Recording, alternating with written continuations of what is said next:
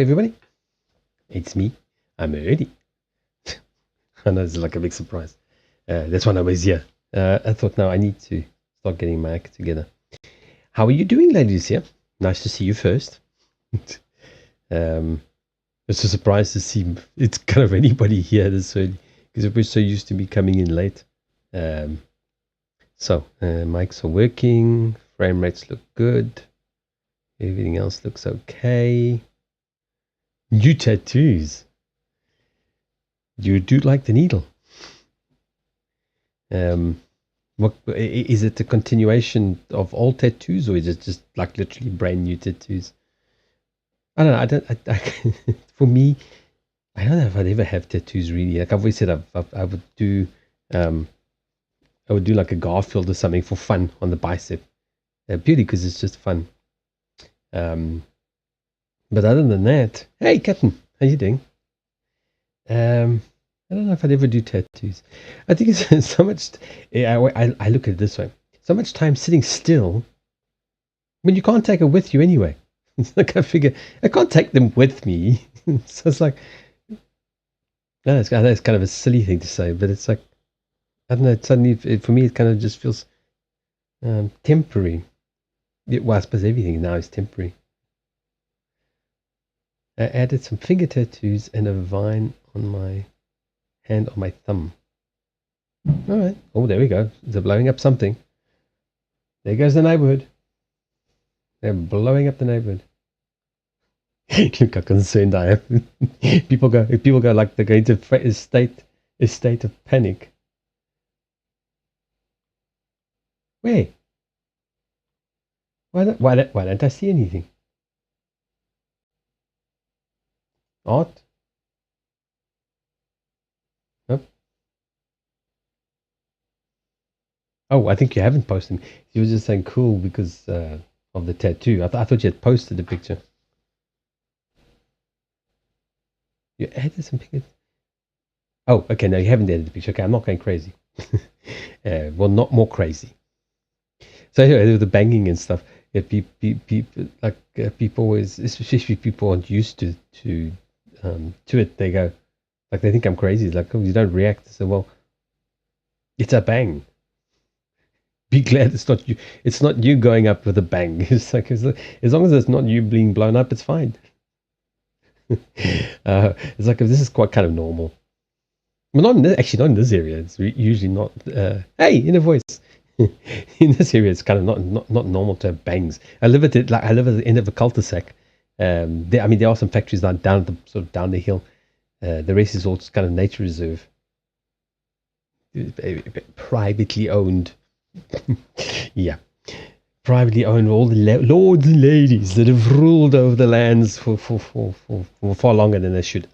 Anyway, that's on the other side. That's where all the birdies come from, and the big spiders. Oh, is it in the general chat? I just see there's something. Oh, there we go. Okay. And you don't even look. Hold on, I need to switch to the other screen. And you don't even look swollen. These are fake tattoos. Where's this good there?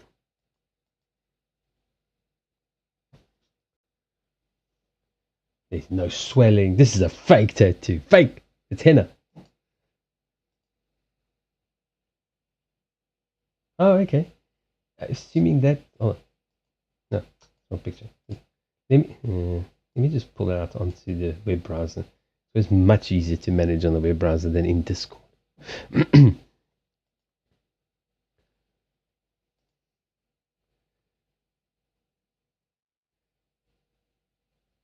Hold on. You said which is the new ones? Oh, so I'm assuming the symbols are the finger tattoos, and the vine was the one that was on the thumb.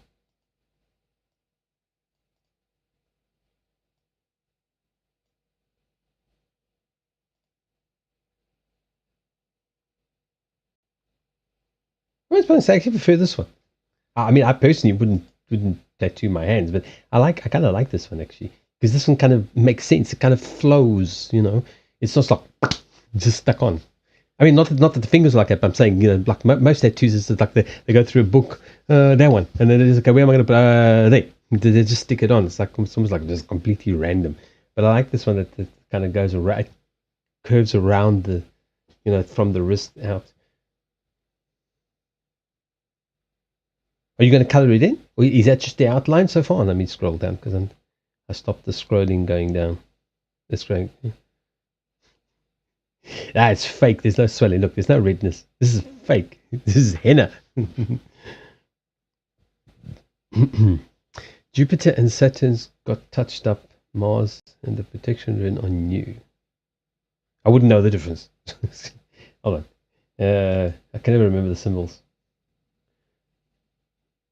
Jupiter and Saturn got touched up. Mars and the protection. I don't know which one's Mars.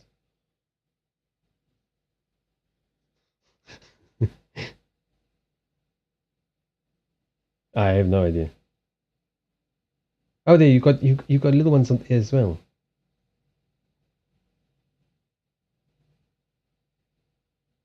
What does that say? You're gonna give me a neck ache. Thumb is Mars. Oh, okay. I wouldn't actually the Aries one's easy because it's the two curves, so it looks like horns. I'm never touching these. Yeah, and the fingers have got a lot of nerves. There are certain parts that you may want to reconsider doing tattoos on because of the amount of nerve endings. I mean, they have to be for them to be able to like really be sensitive to touching things, picking things up, delicate things, and that they have to be pretty sensitive. The finger. Oh yeah, I can imagine that might be like on close to the cuticle. Must be pretty sore. No, what do you want me to say? You're crazy. You like pain. Where's the other one? I do like this one. I think that one kind of makes sense. I rather like that one. Again, I wouldn't tattoo my hands personally. I'm not sure what that says. I can't see. It almost looks like width. That was the first thing that popped into my mind. Oh, which he looked like width. Width? Why did she put that on the tattoo? Doesn't know it's not width.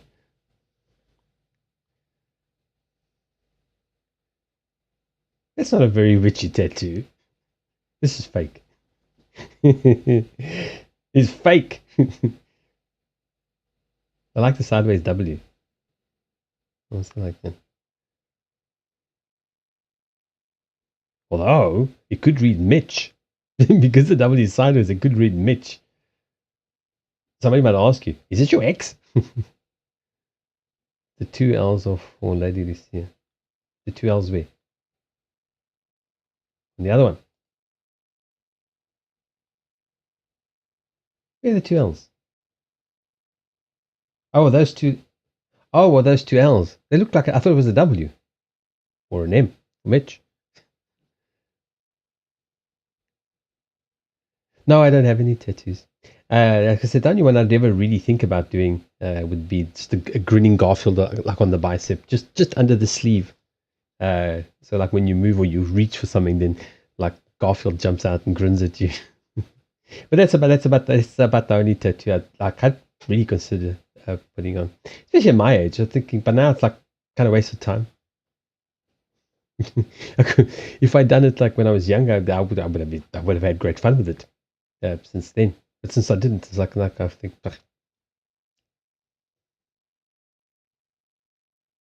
I like the idea of the two L's, but it can read like Mitch. So who's Mitch? Does your husband know? No, these are Lady Lumine tattoos that she just got done and touched up today.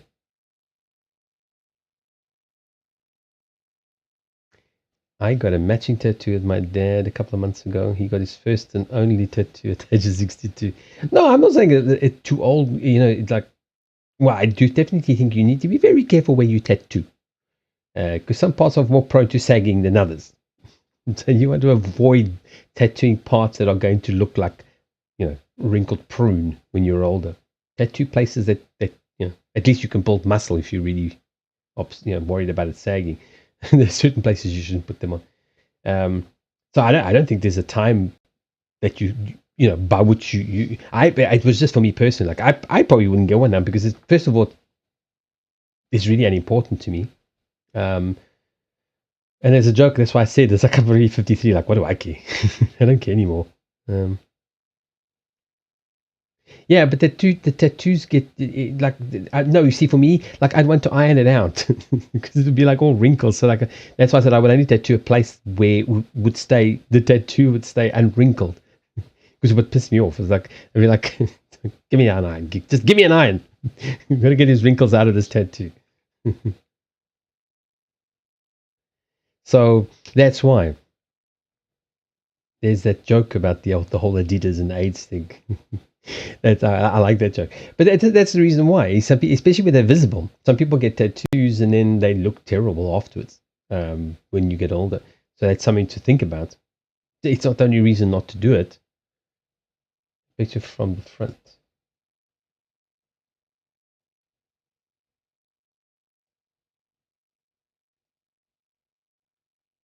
And that's the other. That's the other hand. Oh wait, I mean that is the same hand, but it's. Oh.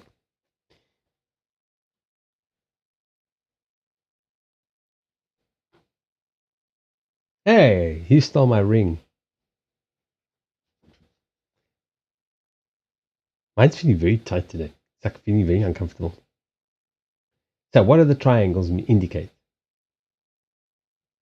You've got full triangle, half a triangle. It looks like 2/3 triangle and then a full triangle. This is like a puzzle. This is how you get conversation going. I want the elements on my fingers too. Oh, I've been wearing this one for. Oh, for God's sake, just blow things up already. Stop it. I've had this one for like, maybe, I don't know, maybe like 10, anywhere between, no, it would definitely be about 15 years, this titanium one. But it used to be, it used to be, it won't focus. Focus. Gonna hide the damn thing. That might work. But it used to be like a dark matte gray. But the treatments on titanium always wear off after a while. So, or the elements. Oh, see, now I don't know that. I was actually writing the final book of a series that I've only written half of the first book in my head the other night. I should actually make notes of it. But actually, it's not really that important because I already know the end of it. I've known it for many years. I just haven't written them. Yeah, I generally don't wear many rings. I used to wear like a pinky ring for a while. I actually got one that I made out of brass, and it's actually like kind of a man's ring, but not very very big. And then it had a screw in it instead of like a diamond or something. I mean, I was a kid. I was like 20. I couldn't afford diamonds specifically, so I just had a brass ring, and then like on the top, like has a screw. It's actually worn down from polishing, so the screw is actually kind of like become softened with the ring from polishing. I once had it gold plated because I thought, well, this will save me time polishing. The gold plating lasted one day.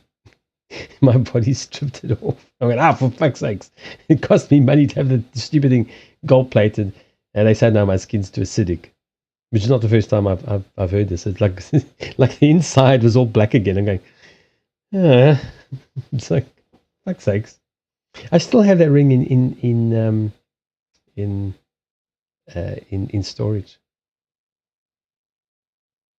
Yeah, I don't really wear jewelry either. This is the only way I just wear this ring and now I wear it because, like, to me, like this is like going out when I come on stream. Because otherwise, I don't wear it, and I always feel naked if I don't wear it around the house generally. But like if I don't have it on, then I go out and I feel like I've forgotten something. It's my fidget spinner. Like I always say, I'm always doing this. It's very fitting, very tight today for some reason.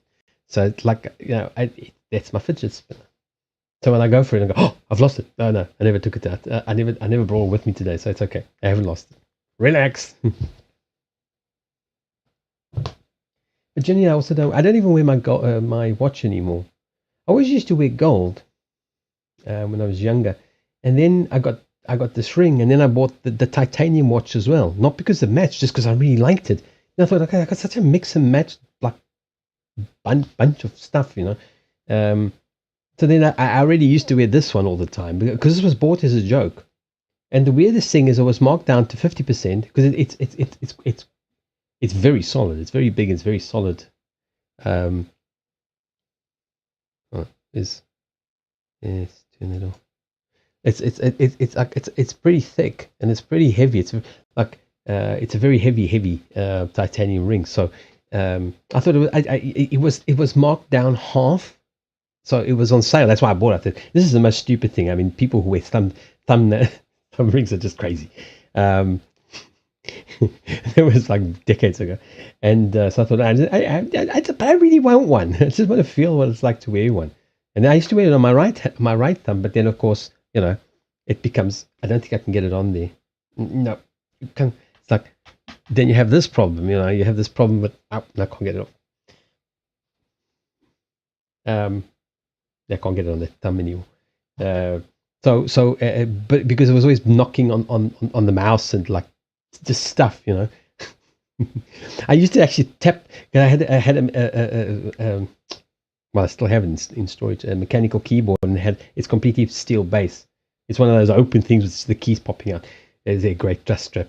So when I would be writing, I'd be like, you can't hear, but it's like, let's go get the water. Yeah, I'd be like, it must have been very annoying to anybody else who might have been in the house. And I'd like tap my thumb on it. It's like I almost like subconsciously. So then I just basically that if I do wear, when I never remember to wear it literally now matches because this is also titanium. I love this watch, but I don't wear watches anymore, especially with now with cell phones and things. I love watches. I really like them. I think they're pointless. Yeah, people are fascinated. They ask me, it's like, oh, who gave that to you? Was it a wedding ring? It's like, it's on my thumb. It's just a ring. It's like, why read more into it? It was just a thing. I thought it was stupid. I bought one and then I never took it off again. You know, it's like, it doesn't mean anything. No, they think, no, it must mean something. If you got a ring, it must mean, no, it means absolutely squat. Nothing. Zilch. It's a fidget spinner. That's all it is. I mean, I love jewelry, but I don't wear jewelry. So I took off the chain as well. I don't know. I just got the feeling that it was time to take it off. I don't know. I never wear. I hardly ever wore. I wore it when I used to wear gold. I would wear it occasionally, but it's because it was. It's basically the only thing I have left of my grandparents. I didn't wear it very often. I used to have another an onyx gold ring with an onyx stone that I could wear occasionally, but it was so large actually that I used to put it on my middle finger. But yeah, I don't know. I'm not really much into jewelry. I do miss not having the chain on. That's why I knitted this one, so I can have my crystals back. At least when I'm at home, so I can have them on me again. But I do miss my chain. That chain I really do miss. I've had it for like well over 25 years. It was my own fault that it got broken. It is so tough, but I couldn't resist that. Couldn't resist what I put it through by accident. And then I almost lost it. I almost lost everything. And it was actually, like I said, told the story before, it was in the hostel. So the next person, so easy it's stolen, but the next person that found it was one of my friends in the hostel. And he didn't know who it was. So he turned it in. He went to reception and said, look, this is clearly something, this is important to somebody. And he left a reception. And luckily, I just went down and said, look, if anybody has turned in, I described what it is. If anybody's turned it in, please, it is mine. I said, I don't care if they take the gold. I don't care. I mean, I care because I like the change. It's very simple. But I just want the crystals back, please. They are very, very important to me. So I said, oh, here it is. And of course, it was broken, you know. But that's how I got back. But I can't wear it now because the chain's broken. I wanted to have it repaired because the chain's quite long, so they could actually take out like a piece of the chain and then reconnect the links. But it's like everything's expensive, so I just left it. So I literally have not worn these regularly. They used to always be around my neck, day in, day out. I just took them off when I went to bed. Then I would take them off, put them in the rice to rest. And The next day I put them back on. So like literally since 2019 sometime, I haven't worn them. So now that's why I knitted this rope so I can wear them. It looks pretty colourful. What would you see that for? Why is it so quiet? Nobody's saying anything.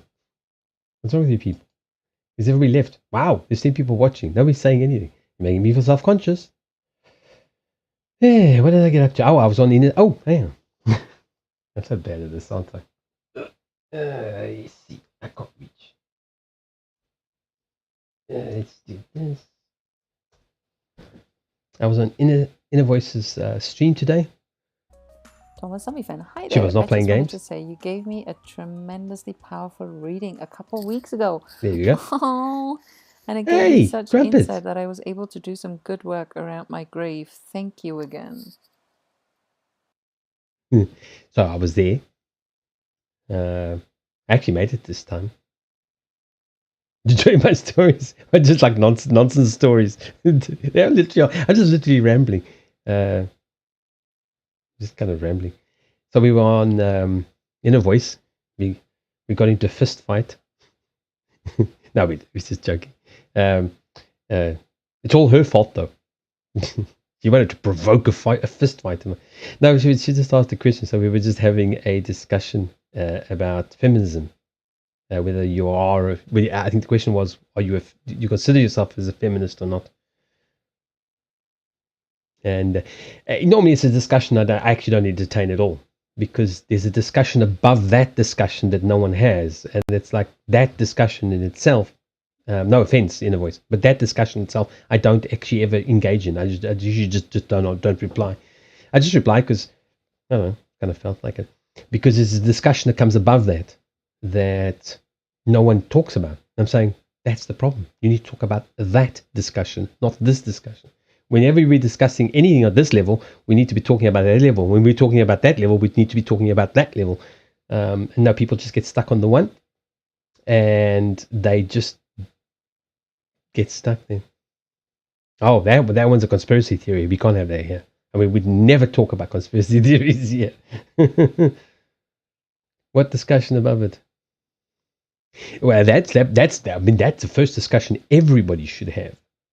That one's probably the most human, on a human level, that's the most important discussion anybody can ever have, until they understand it. Not just to argue, but until they actually understand that one. Yeah, that's one. But but it's one of those circular arguments. That's why I generally just don't get into it, because people will get upset. But it was amusing, because I just realized we were talking to them, it was about the whole Yiddish thing, and then it's like I said, I would just say it in German to Inner Voice, and she said, well, my guys just speak Yiddish. I said, well, actually, your guys don't speak languages. And then then amusing thought, and nobody said anything, because they always said like, hey, that's just offensive. And I'm going, oh, okay, I'm African, I don't care. So then I had an amusing thought, because I thought, you know what, I've actually got a Jewish guide. I've actually got an Israeli guide. Although technically, as a spirit, she has no identity per se, like to Israel, to religious thing. She was just born an Israeli. She was in the kibbutz. She was in the army. She was, she did the whole thing, and then she ended up in South Africa. And at some point, we met. So I was just thinking, that's quite amusing. Yeah, my guide is actually Jewish, and she actually would understand Yiddish. She actually would speak it. She would speak Yiddish, and she would, So I thought that struck me as very funny. It's like, oh, I've actually got a Jewish guy, but I don't really, because like I said, she was Israeli, she was Jewish, but she wasn't. She was everything actually. She was just everything. She just, whatever she liked, she was, and it wasn't because she was vacuous or she couldn't decide. No, she just loved everything. She loved everything. Like she loved crystals. That's where my whole thing came from. She loved every colorful symbol that represented life. So she would love that. If it was a flower, if it was colorful, if it had a peaceful meaning to it, like a Buddha, she would love Buddhas. So she would have like Jewish symbols and Buddhas and whatever, everything. And they were just like around in the old days, we had big computers, we had big screens, but they were very small. with a big border around it. So she would stick everything to it. So like if you went to when you went to go work on the PC, like your eye would be going around, and it would just be like symbols. It was just color. It was fantastic. She still did, she still kind of did some Jewish sort of I wouldn't say ceremonies. I don't know how you would put it. Some, I don't know if you call them holidays either. There were some days that were still special to her as being a Jewish woman. But she was I wrote about this. It was so funny because she took us all to, including her rather staunch conservative Jewish boyfriend, to the Buddhist temple, and it was like I remember, oh, this poor man. He's like. He just did, I mean, I think he loved the time that they were together, because it was just mind-blowing. Here was this Jewish woman, I call her the Israeli dragon, and she just like, well, you can come with or not come with, it's up to you. It's like, we go to, I'm dragging all these kids to the Buddhist temple, and we all go, okay. So we all went, and then so like he went with, and I think she drove. We went in her car, so I can't remember anymore. And he didn't go in the temple. So we all went in and we all meditated. And I woke up when I sort of opened my eyes, everybody was gone. So they were all sitting outside waiting for me. I still don't know how long I was in there, but it just struck me as so funny because he was so conservative, not in a bad way. I mean, he was a nice guy, but he was way too conservative for her. I mean, she just blew his mind every 5 minutes. I mean, one good Sunday, she just dragged him off to a Buddhist retreat. I've written about that. I wrote my first book. I think that is in there, and I think I wrote just a touch of it, just kind of like a. And then the tribute I wrote that in there because it was just so funny. So, but I never thought of. I never thought of her as Jewish or this or that. I just thought that it was just her, So when yesterday it was interesting on Inner Voices channel, and I thought, oh, wait a minute, they actually have a Jewish guide. And I used to know in life. So I would assume that would probably tickle her pink as well. Just the humor of it. Because I remember the one day, then she went back to Israel and we kind of lost touch. The one day and I've told the story many times, she phoned me from Israel and she says, what's wrong? In her usual way. Very polite, very prim and proper. She says to me, okay, what's going on? Why are you on my tits all day? Okay, like, well, yeah, hello to you too. Haven't spoken to you in years. Hello to you too. All right, Captain. So yeah, that was an interesting conversation. So I said to her, it's just a big surprise getting a call from the Holy Land. He says, the only thing holy about this place is it's full of bomb holes. Everything's been bombed. There's just holes everywhere from the bombs. There's nothing holy about this. She was very outspoken about stuff like that. So yeah, anyway. Yeah, that was it. That was a little story about Edna. A very difficult woman. So I usually tell people what I did. I didn't do too much today. I was on Inner Voice. Then I cut up some fruit finally, and I ate that. And I don't know, kind of been drifting. I thought actually today I decided, I'm actually not going to do very much. I'm just not going to. And, like the tongue out. Like, I don't care. I'm not actually going to do anything today. I might do something. There's no guarantees I won't do something after the stream. So I thought, you know what? I'm actually going to stream a little bit earlier. We'll do an early stream. Then I can go to bed earlier if I get sleepy. Or I can just do something after the stream. So I thought it's a good time to... Hey, Hoppendrey. Hello. Como estás? Still feeling the week. I don't remember the week. To be honest, I hardly remember any of it. It's a blur. Dragon might remember more of it than I did. I only remember details. Just discussions and talking about things and because like I've said before, I am planning two workshops that will run probably until I die. or until nobody turns up. If nobody turns up, they might not survive the first week. If no one turns up, okay, I might not do it again. Okay, fine.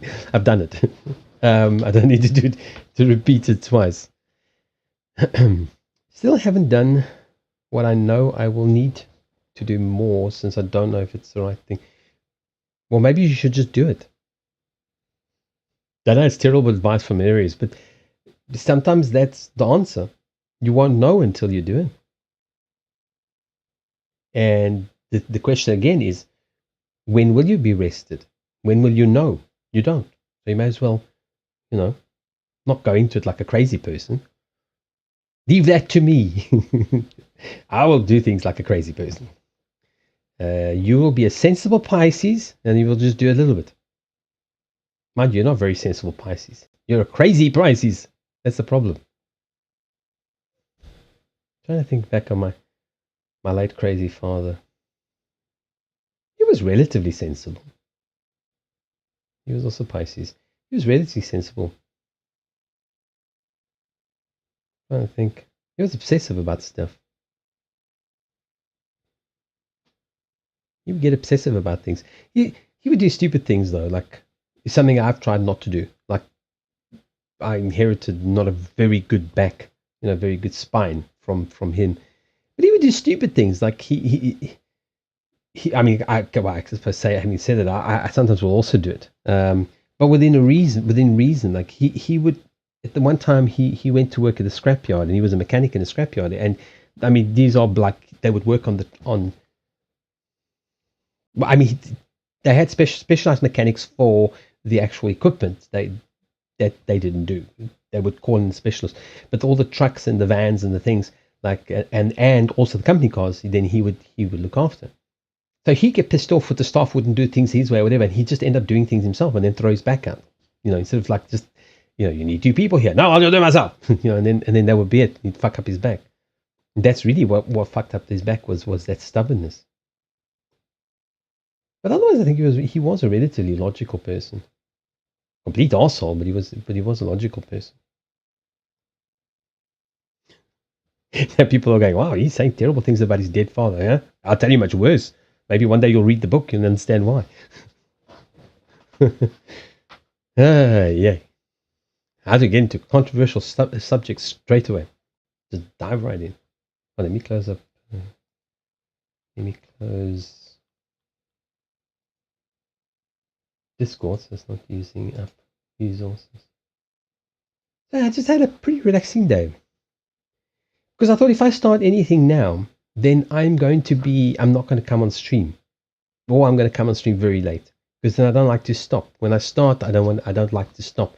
I like to work until I'm finished. Or at least I can get to a point where I can stop and I can pick up. Like I very seldom ever stop a book mid-chapter. Which is a good thing why I don't have very long chapters. But I usually don't stop writing. I don't stop writing until I'm finished that segment. Unless I absolutely and irrevocably have to stop to go, the house is on fire or something that important. So I don't like to leave things because by the time I come back, I can't remember. And if I do have to leave it, then I will just write a whole lot of shorthand notes, like very, very quickly, like really, really bad English. I'll just write it all out. Then, because I can always come back and fix that. But if I've forgotten what I was talking about, then there's no coming back to that one.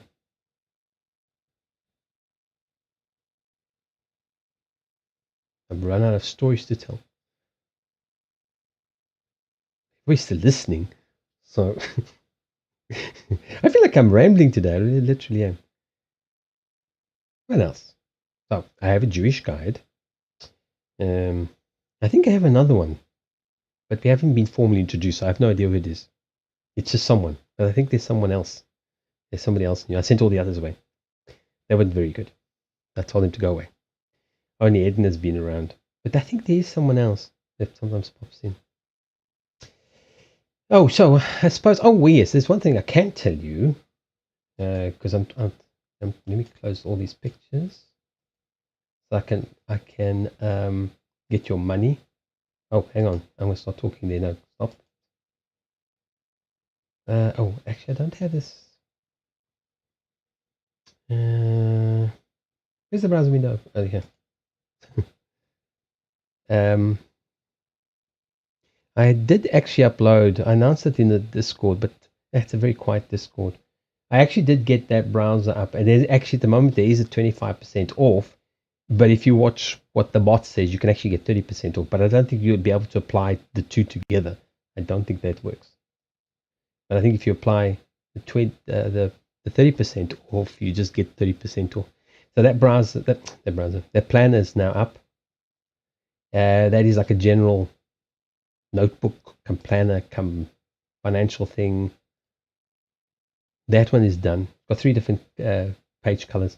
And I just I felt like the quirkiness of the yellow pad. I always felt it a bit weird. So there are pages included. There's like a beigey color. Under spiritual business projects, you asked about the soul of the spirit. Oh, on the blog. No, I think I might already have changed name anyway, because nobody gives me any reply. So I just eventually I just do my own thing. Yeah, I think it was just the name. It was just I wanted to use like Soul Talks or Spirit Talks, but that's the one is an official non-profit organization. I don't want to get into problems. I've got enough problems in my life. The other one somebody else had already used, but they don't really use it anymore. But I think I'm actually going to call it Soul Coaching or Soul Coach. Soul Coaching. I just need like a brand, like a something to differentiate it from on the cards videos, because they're all going to go on the same YouTube channel and same channels and things. I don't have multiple channels. I can't be bothered. It doesn't work.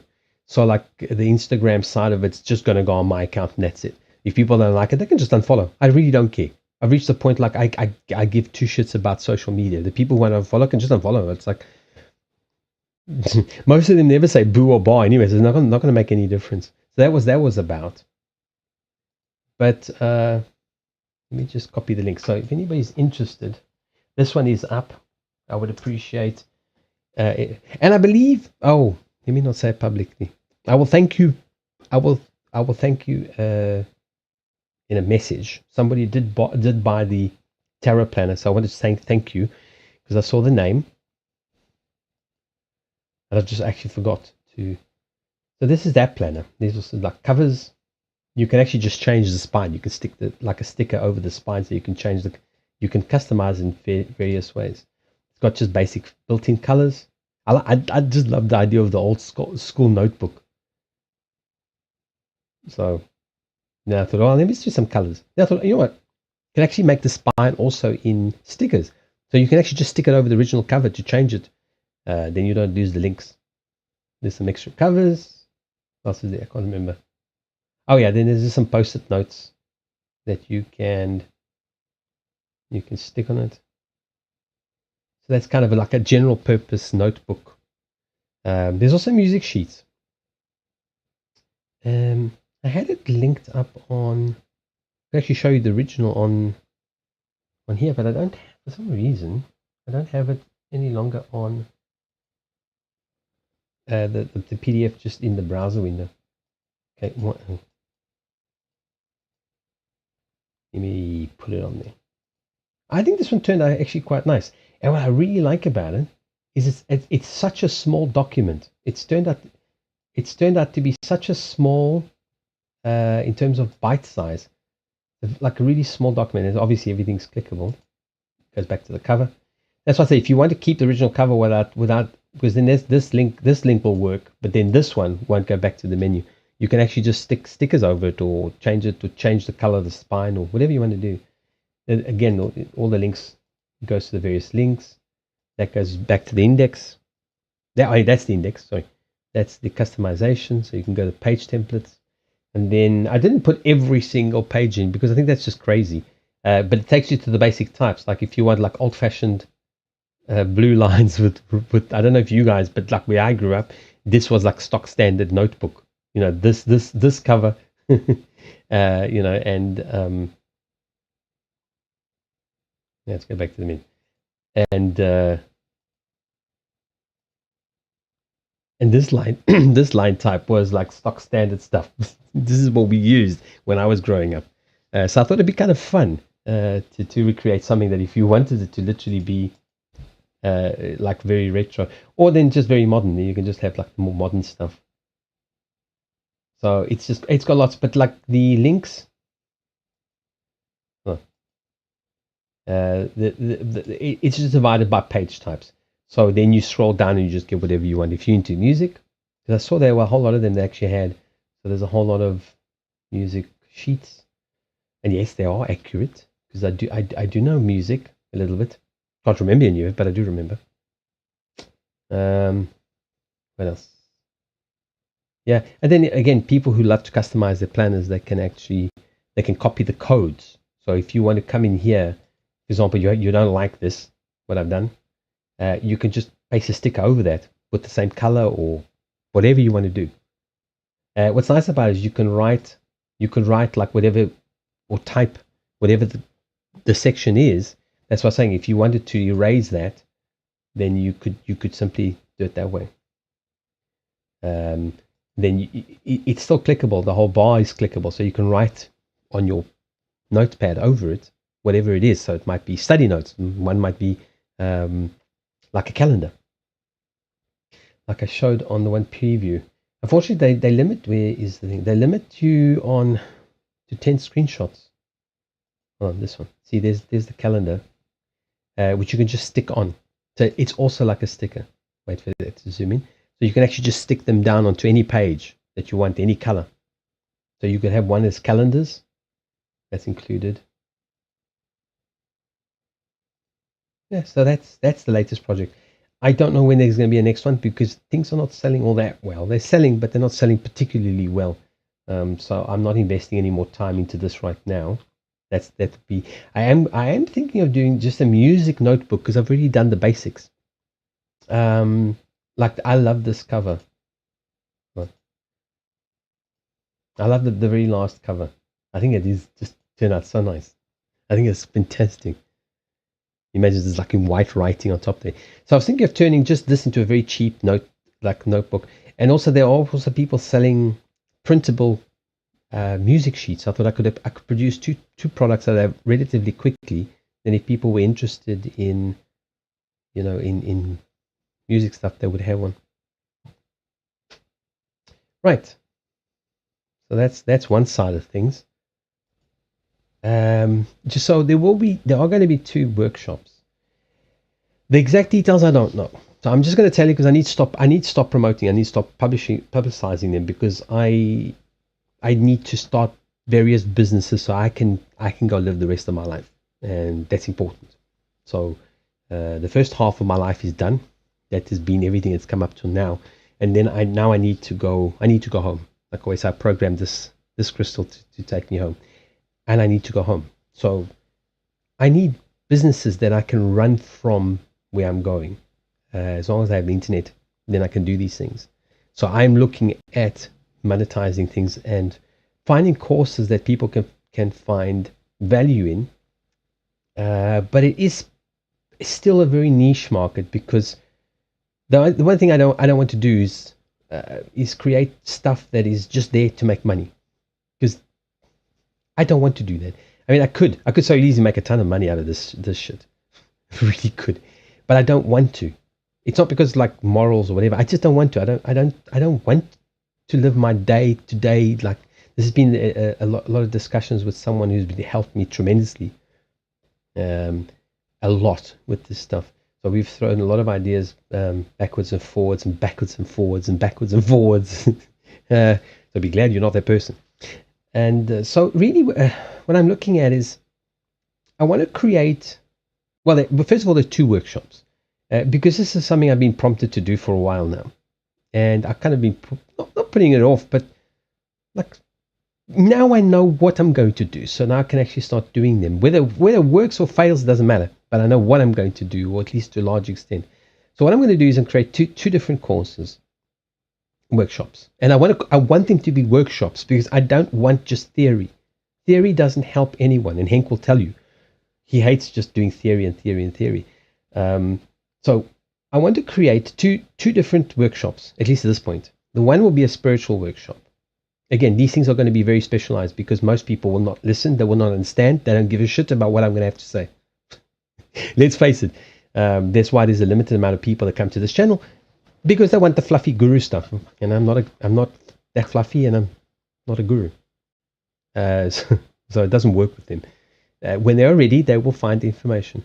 So the one is a spiritual workshop about what I understand, what I know, what I've been channeled through other people, what I've kind of always understood. So I've been writing about that. So I want to form a workshop around that. So it's a workshop not about I prove this. No, it's about if this resonates with you and you would like to understand more and you would like to remember more, then that's the workshop for you. Then the other one is this. I have to finish the book now.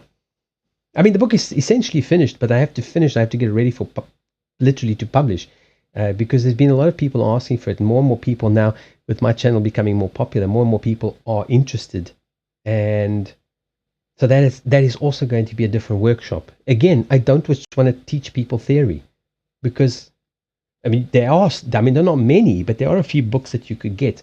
You can get this information online, but what people need is they need to practice. That's why I want it to be a workshop. So the first part, so there's two elements to this. The first is the inexpensive pre-recorded starter kit kind of thing. So you go do this. It's not going to be very expensive. They should be under $50, like the €50, $50 mark. It should be less than that. Maybe I'm going to see at the costs and all this, and etc. And then what you do is you'll sign up for this. You'll go and do it in your own time. You'll get the notes, and then you will decide whether it's for you or not. If you want to learn to do what I do, then you will take a masterclass, like what they call a masterclass or the workshop. And that workshop is not just going to be theory. I'm actually going to make you do these things, and I'm going to watch you, and I'm going to, I hate to use the word correct, but guide you in the way, in my system. And then you will do your system, which is what the main goal of the workshop is to get people to do it themselves, their way, not my way. They can start out with what I've developed for 20 years, but then they're going to do exactly what they want, what works for them, because that's why I have my own system.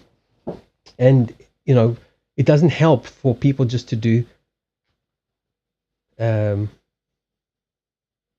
just got distracted by the bot.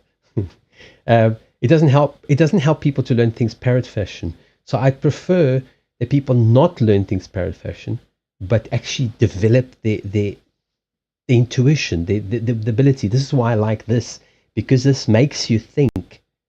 For me, I've made it. It doesn't have to be. Don't be scared. It doesn't have to be as complex as it is for me. I've made it very complex for myself, because my mind is very hyper. So if I can get my mind to focus in on that, it's not thinking about anything else. So there's a better chance of the messages coming through and me, getting the right information. So don't be overly put off by how complex it looks, because the only reason why it really looks very complex is because I don't really follow my own rules. And that's what I'd like people to learn from the course, is not to just follow the rules. I mean, I've shown this before. These are that's why I haven't shared these yet, because let me see if I can. I'll show you. This is the kind of thing that will be. I should actually still have an ad on. No, hang on a second. Let me do this first. Let's. 1 second. I need. Oh wait, I do. Oh, I do. I thought I had an ad one in. There we go. But it's cut off. I need to adjust. Wait, no, it needs to go bigger. Oh, it's all lopsided. Why? Anyway, now you can see it at least. So this kind of thing. These are these are not up to date. Okay, these I haven't. I need. That's why I need to finish the book. These are kind of my own cheat notes. When I'm not getting a message, or I think I'm missing something, I'll read my own notes. These are all my own notes. So yes, by all means, go through them. Memorize them if you want. But it's just to get you started on your own system. And yeah, that is kind of These I've always planned on making them available. It's just that there's just been so many things to do. Oh wow, this has now gone onto the second screen. Let me pull this back onto one screen. So yeah, that's what I'm planning. And I'm planning that because first of all, there are people that genuinely do want to learn. And this is going to help this is not just a sales pitch, but this will help you with your tarot as well. Because the idea is for you to learn to read the message, not the cards. That's why I said for what I do, it sometimes looks incredibly complex, but it's not necessarily that complex. Okay? You ask me a question, I get you an answer, and then I interpret it. If I don't get an immediate message, then I start to use what you just saw, like those notes. Then my mind starts to process what has been said. If I'm still not sure, if I have further questions, or if I know something means something and I want to double check, or I think it's a no, but it's actually a yes, but it's a no because of this and it's a yes because of that, then I'll do another row of cards.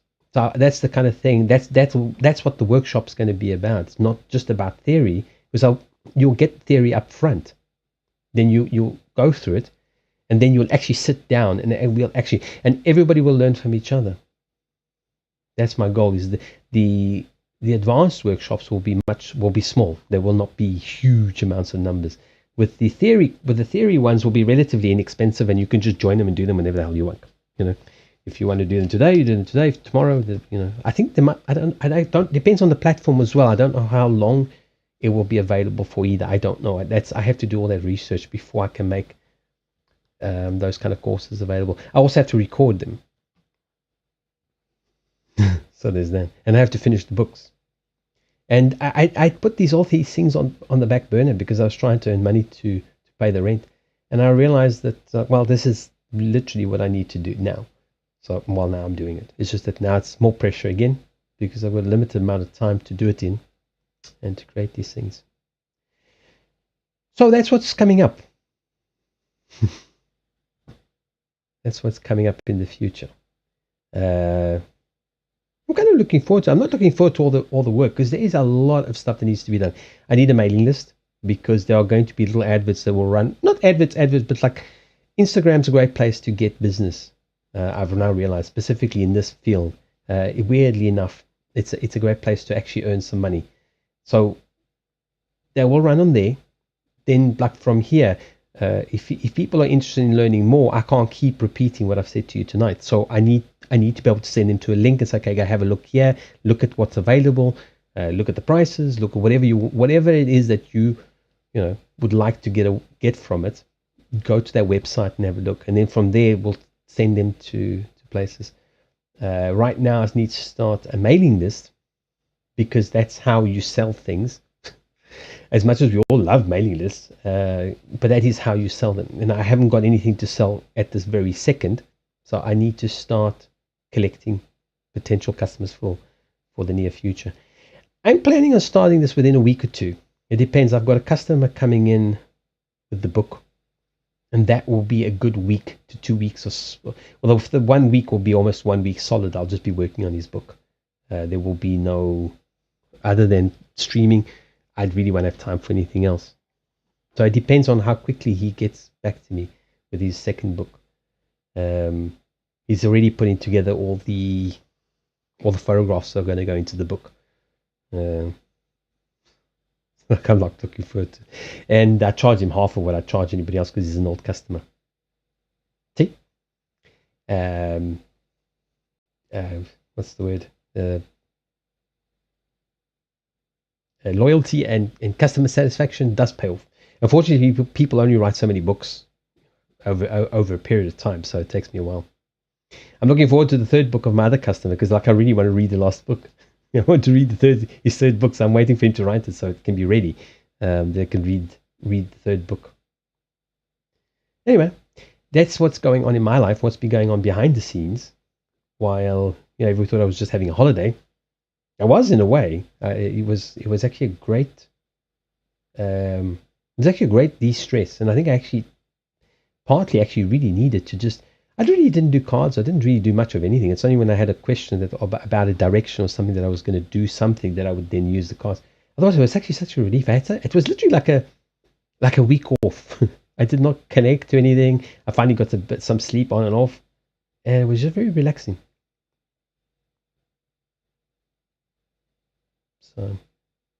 So I've been running these ideas, and you're more than welcome to contribute because this is for other people. I'm not doing this for myself. I mean, I'm doing it partly to earn some money from it. So I've got the Etsy. I've got what a little bit comes in from now. I told them to leave me alone. What comes in from Twitch, which will grow over time. Over time, the income from Twitch will grow. From Etsy, from like these book businesses, that comes in occasionally. Because I'm not cheap. I'll tell you right now, if you want to publish a book, I'm not cheap. Because I don't put cheap shit out.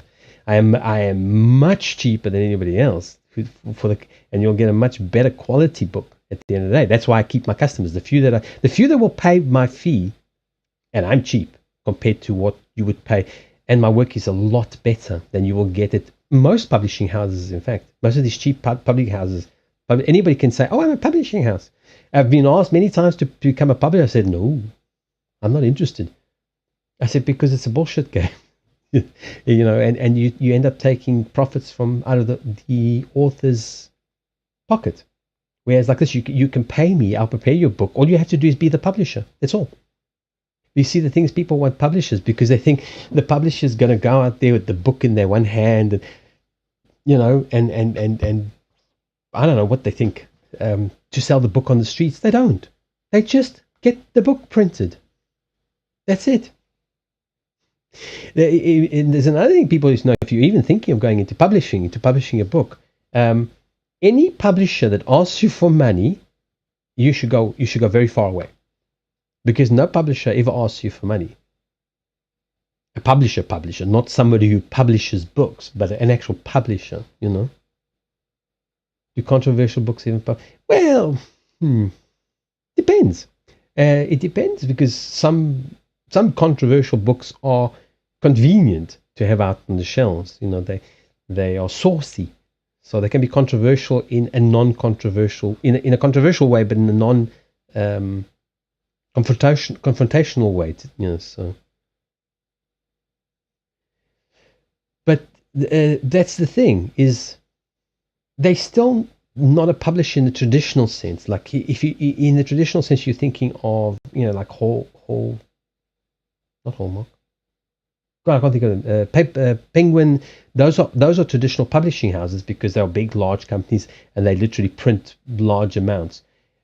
All these new publishing houses are not publishing houses. I mean, they are in the sense that they publish the books, but anybody can do that. What people are thinking is that they will somehow make them famous. No one does that. Not even the big publishers. They promote the ones that they will sell. It's like a supermarket. If you have this crystal and you have this crystal and this one sells very well and this one doesn't sell very well, this one goes on the top shelf at eye level and this one goes at the bottom when nobody sees it. It's the same thing with publishers, and people don't get that. They want to be, self-publishing is for idiots. I said, okay. Then you go and sit on the waiting list for 2 years waiting for somebody to publish a book that almost no one will read because no one will push it. The only one I know comes close is Die Blaue Tiger. Die Blaue Tiger, which is a publisher who also promotes it on a decently well-reviewed YouTube. Yeah, but you see, that this is the whole thing about it. People generally who read, like really avid readers who buy books, okay, they generally don't watch that many videos. So promoting a book on YouTube, it's not a great idea. It's not a bad idea, but it's not a great idea because generally people who read don't waste their time on nonsense. They read. And that's the biggest problem. So they're two different markets. Like YouTube is a market set up for people who haven't got the attention span to read a book. There are plenty of these magazines and things. The thing is, like, I don't belong to any of them. So There's another issue, is that a lot of these things are set up by authors for authors. They're no readers. They are authors. And the authors buy each other's books, which helps. It does help. I was involved in that, and then eventually I gave up because authors are just the most selfish people. They can't be bothered with anything. It's just like, support me, and then like, I can't be bothered about you. So I gave that up long years ago. I said, fuck this. It's enough. I've got enough selfish people in my life. I don't need more authors. So this is the thing. You need a market. You need a you need to reach readers. So that's the challenge, is you need to reach readers. Most people who, I mean, these days, the things that have changed a bit, but like if you want to buy a paperback, you go well, these days it really has changed quite a bit, but you go to a bookstore. If you don't, you go online. Most people go to Amazon. They don't go to, like, for example, which has now been sold and merged with Draft to Digital, Smashwords. Almost no one knows who Smashwords is. Smashwords was one of the first independent publishers ever. Yet no one knows about it. That's the thing. A lot of readers do. The readers who do support, new books and that, will go then support their favorite readers. This is the thing. So that's why I don't want to be a publisher, because I don't have those contacts. I don't have a publishing house that can reach those people. It becomes a sales, like a numbers game. So if you get 100,000 authors to sign up to your magazine, you can say you've got 100,000 people on your mailing list. They're all authors. They don't buy books because they're all broke. Do you understand? It's all just a numbers game and a bullshit game. That's why I don't get into the publishing game. I'm in the publishing game, but I don't publish. I don't publish anybody's books. I know that the guys they want me to do this. I don't think I ever will. Because I don't want to spend my life with that game of trying to get books noticed. I will prepare the books. I will send it to my customers. Like, for example, my old customers, I send them 3D previews of their books, even if they haven't done their covers with me. I said, send me your book cover. I will run a 3D promo for you. And I send it back to him. Like, the new one, this is his second book. So I said to him, well, I mean, I have to have his covers anyway. Send it, if you like. Well, I'm not going to waste my time if they don't. I will use one of the scenes where I've got like 2 books, and I'll put the 2 books together. And if he's written the third one, I've got another 3D rendered scene where it's a box set, or there's 3 books. You can put them all together again. So they can run these things through Facebook, through Instagram, as promotional stuff. But reaching an audience is very, very difficult, because people are shown what the store wants to sell. They won't push something that doesn't sell. So it's logical business. If you can promote this to, like, Amazon, any store, okay. These crystals are very dark, so you can't see them. That one is actually amethyst. Well, this is a very dark amethyst. So if you got these 2 books, okay, and you want to sell them, if a lot of people click on this one and buy it, and a lot of people click on this one and don't buy it, who are you going to show the next person the book? You're going to show them this one, because it's about sales. So you will show this one. This one will get less clicks and less buys and less clicks until falls off the table and disappears. And that's the problem. That's why you're fighting an uphill battle of promotion, which is why I will not get into it. In the modern time, they won't even publish something that does sell if they don't want it to sell. Yeah. Yes, that's also partly true. But the big publishing houses don't take chances. It's not that they're not brave, it's just that they just don't. It's a business. If this product sells, they will take it.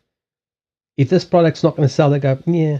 Or if they do accept it, say, listen, we're only going to get to it in about 2 years. Our backlog is just terrible. You've got so much to get through. But we will do your book. And then they will do it very badly. They will give very little resources. And it will just never sell. They will run a very limited amount of copies to test the waters, but they will run very little. They won't push any money its way because they know what sells. That's the problem with publishing, is that, like, my books don't sell very much because I don't write for stupid people. And I don't offend people. I don't care. It's the truth. I don't write for stupid people. So that makes it a very narrow. So no publisher will touch my books because they're not written for the average person. They are written for people who literally enjoy reading, who enjoy learning, who enjoy thinking, who enjoy the challenge of using their brains. That's not what publishers publish. They publish the Mills and Boons crap. Now, they're fine if you really just want a quick distraction. But there are some people that read nothing else but Mills and Boons type of things. That's why there are so many of them. So if you want to make money as an author, write crap with very small words.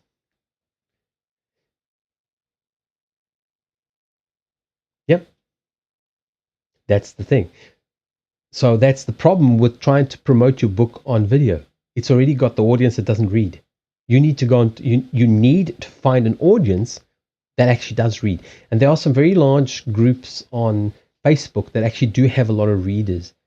But a lot of it's just kiss ass, and I just can't be bothered. I mean, some people don't bath. So kissing ass is really a smelly business. And that's the problem, is people do not actually read anymore. And there's always people that come to, oh, I still read. I said, yes. And when last did you buy a book from someone you didn't know? When last did you buy a book from someone who isn't on the shelf?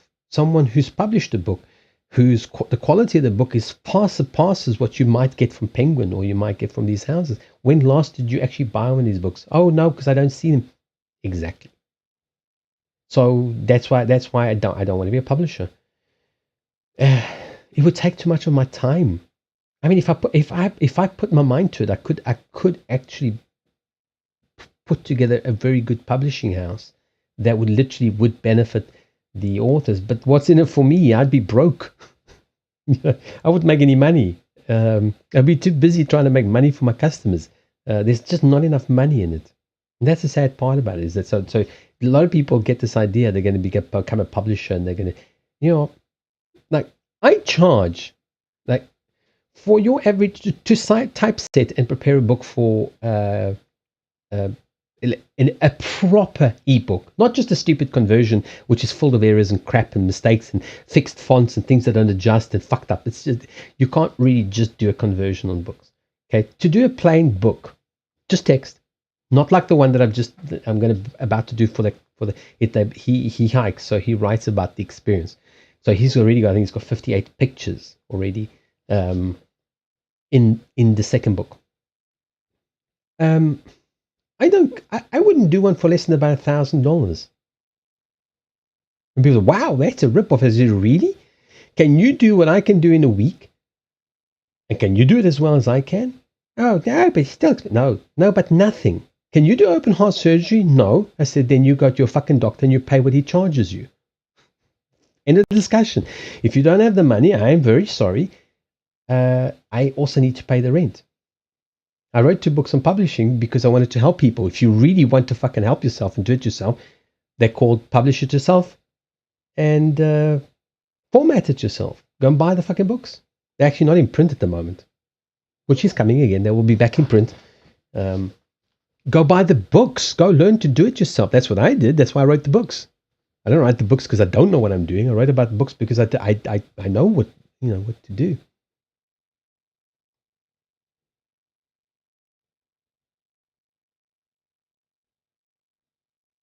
Yes, that's why I get the repeating customers. I don't have enough of them because they will save up to pay me, because when they open up their book, it's properly done.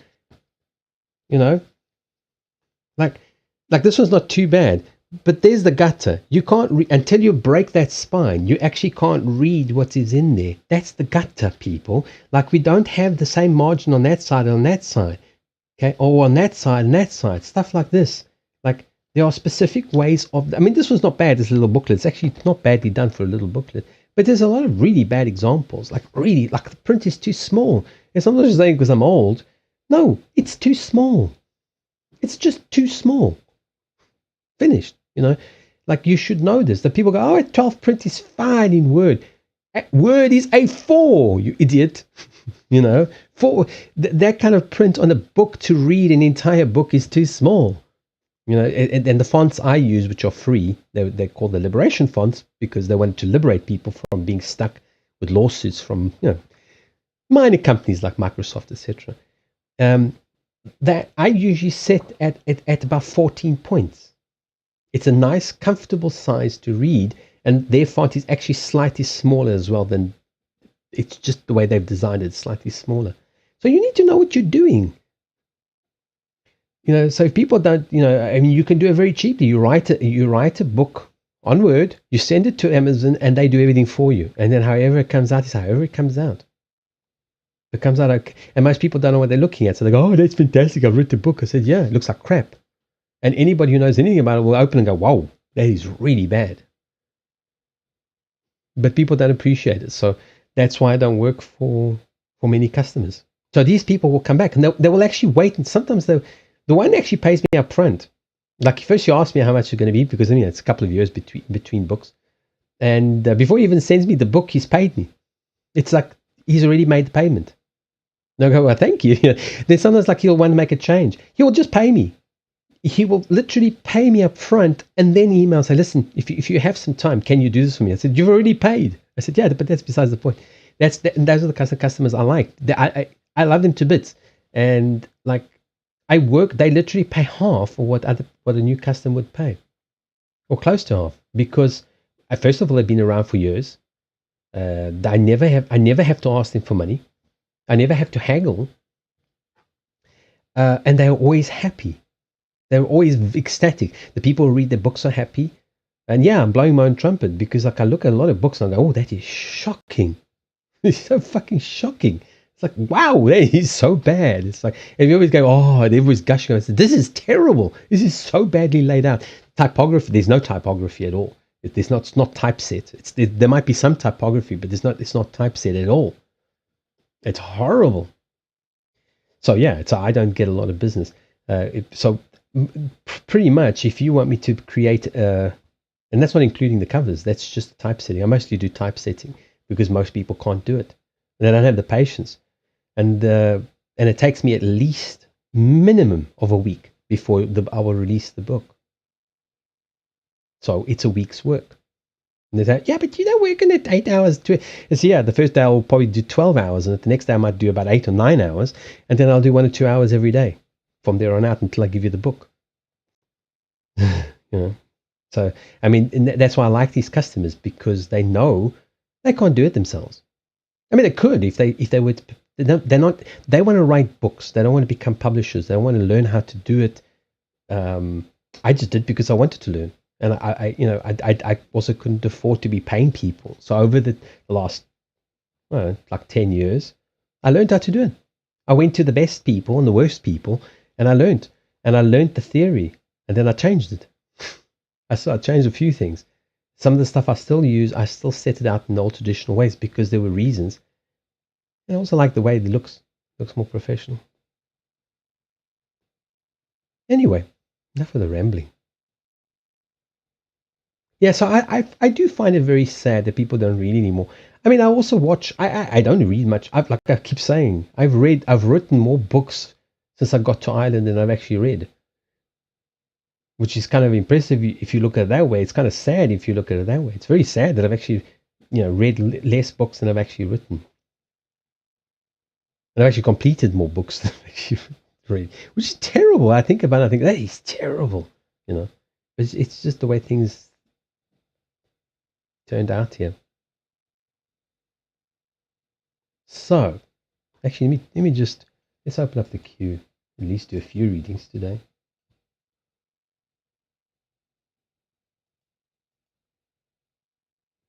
If people want. Yeah. So I, as you can see, I am very passionate about books. I don't do that many anymore because I love good books. And certain customers I will not work with because they don't love good books. They love mega bucks in their pocket. And that doesn't produce good books. That produces disasters usually. Like I've had a lot of people say, oh, no, it's fine. It'll be fine. Or they'll say, oh, no, I'll pay for it once the book sells. I said, that's like selling a car without any paint, without any wheels, without any seats. And then saying, oh, once I sold enough of them, I'll put seats in it.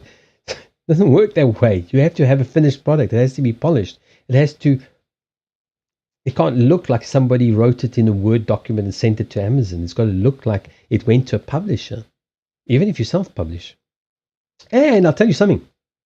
The one customer of mine, he's not some sort of author off the street that just started. He used to have a publisher, and he refuses to have. He wants to be his own publisher now. He refuses to have a publisher.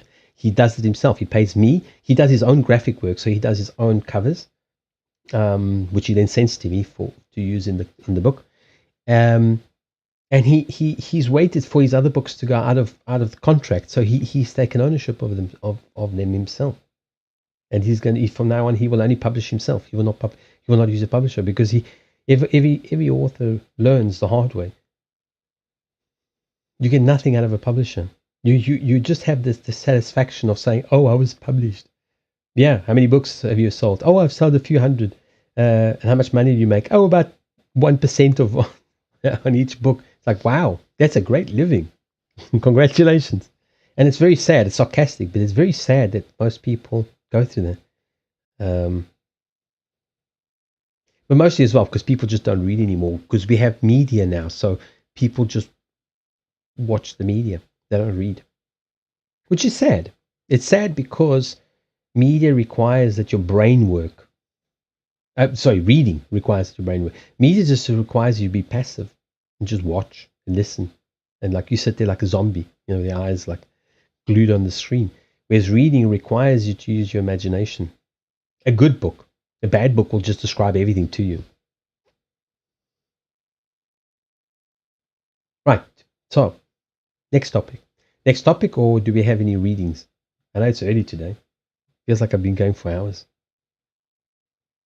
Let's do this, in case anybody's watching.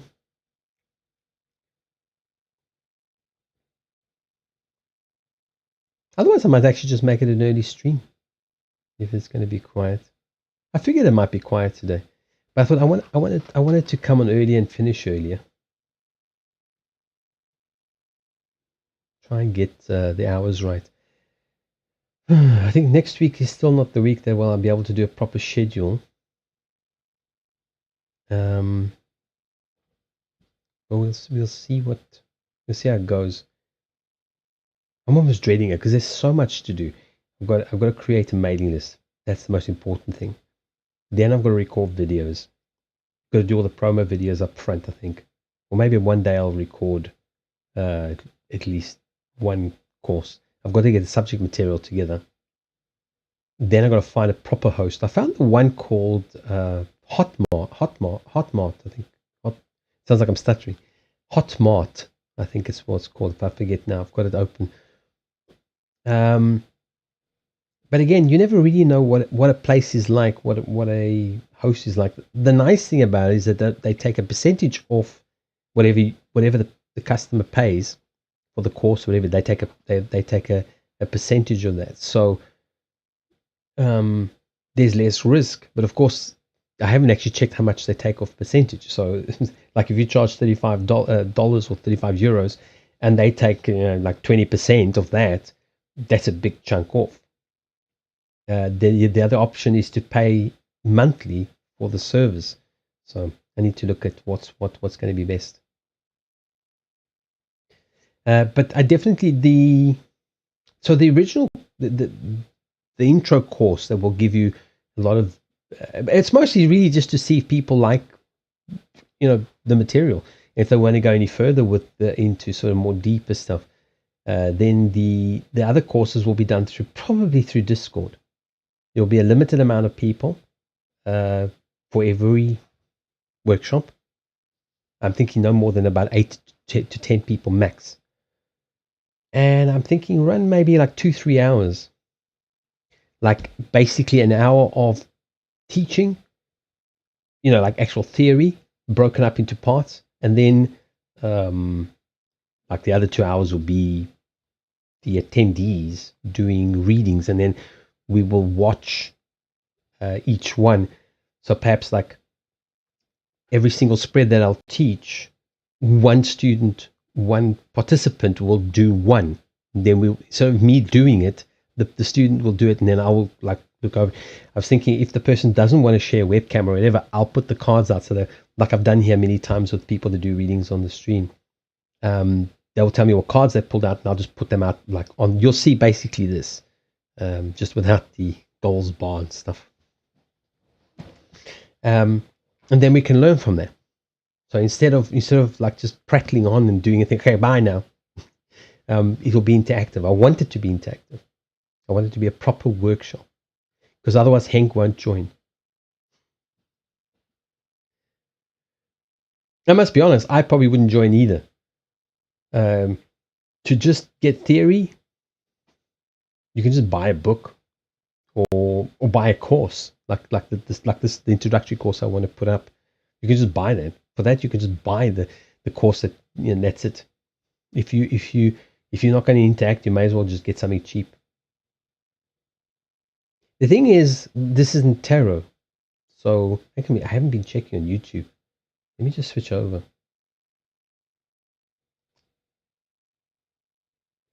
Oh, we had 2 people earlier. Oh, we have the same person comes on and then leaves. it's a channel hopper. So Jesse, I did miss your. There's nobody there.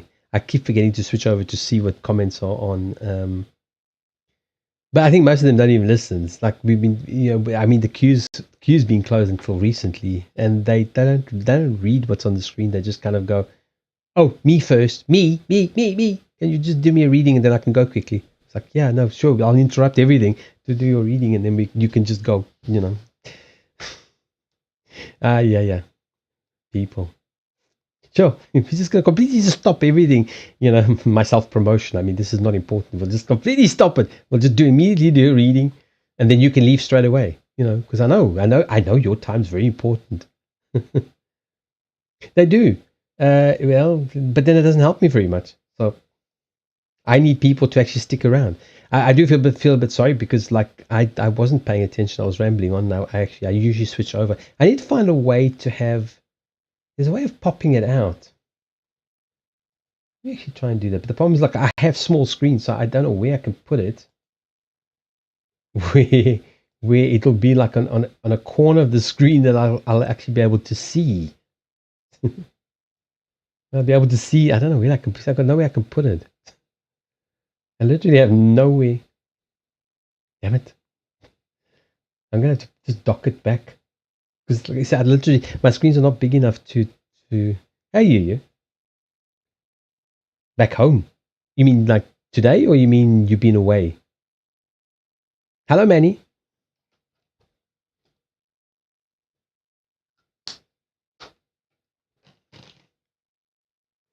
But like this one keeps. This is. I've missed the comment. The last time I said, well, if you stick around when we're actually doing readings, I'll do your reading. Doesn't, just immediately disappears. Like this keeps asking. Just ask the same question over and over. If it doesn't immediately get a response, they're gone. Which is why we deliberately do that around here. Mm-hmm. Need to be AFK? What does that mean? I've forgotten. Doing a record for a class. Okay, no problem. Open Dragon, we will see you. If I'm still streaming, we'll see you a little bit later. Oh, a date. Very good. Date? Oh, hold on. I'm probably mixing this up with people. Date with the ex? No, hold on a second. Oh, the date. Oh, the date from out of town. Yeah, okay, now I remember. That was the yes or no yesterday. I just remembered now. Very good. Oh, I'm happy to hear that it went well. Good. Very good.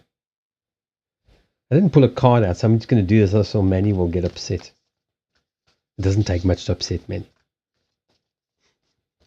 Yeah, she had to remind me yesterday. I decided not to do it, so she immediately reminded me to do this. Good. That's the way it should be, you. Hey, look at that. Nice sunny card. For Manny. The more I honor my inner light, the more I brighten the world. The more I brighten the world, I choose to shine. Like a good Leo. Or Aries. Or Sagittarius. I'm never nice, Manny. It's like, why do you ask for impossible things? That'd be ridiculous, being nice. You know I'm never nice.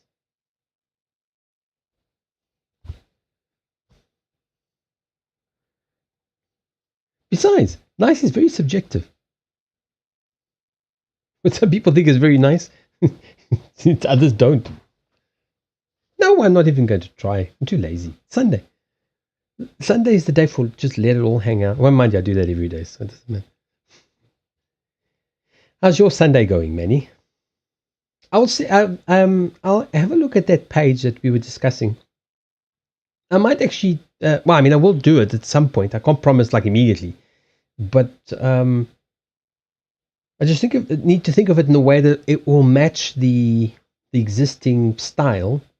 Then what I'll do is I'll probably add that page into the diary, into the planner, and then I'll send you that page so you don't have to restart. You can just copy the page into the thing, into your existing diary. I was worried because it took so long and he almost didn't come. But he did. That's the important part.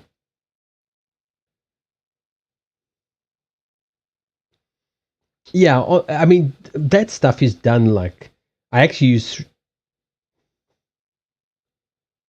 of use 3 programs to produce the diary, and each one does a specific thing, which it's very good at. You can't really, you kind of could use one program, but it's very, very difficult. So I use three different programs to produce a diary. That's why I'm saying for me, it's not that difficult. I just need a bit of time and then mindset to go and do it. Now I'll send you like a PDF just with that page that you can then copy into the document. Because otherwise, I'm not sure how your app works, but it might not keep the old data. I'm not sure how that app that you bought works in particular. So it might just be easier to just copy the page in. Even if you copy it in once, you copy it into. Oh, mind you, that one had different colors, didn't it? The one I designed now is designed a little bit differently, and it's only got two main colors. Anyway, I'll deal with it when.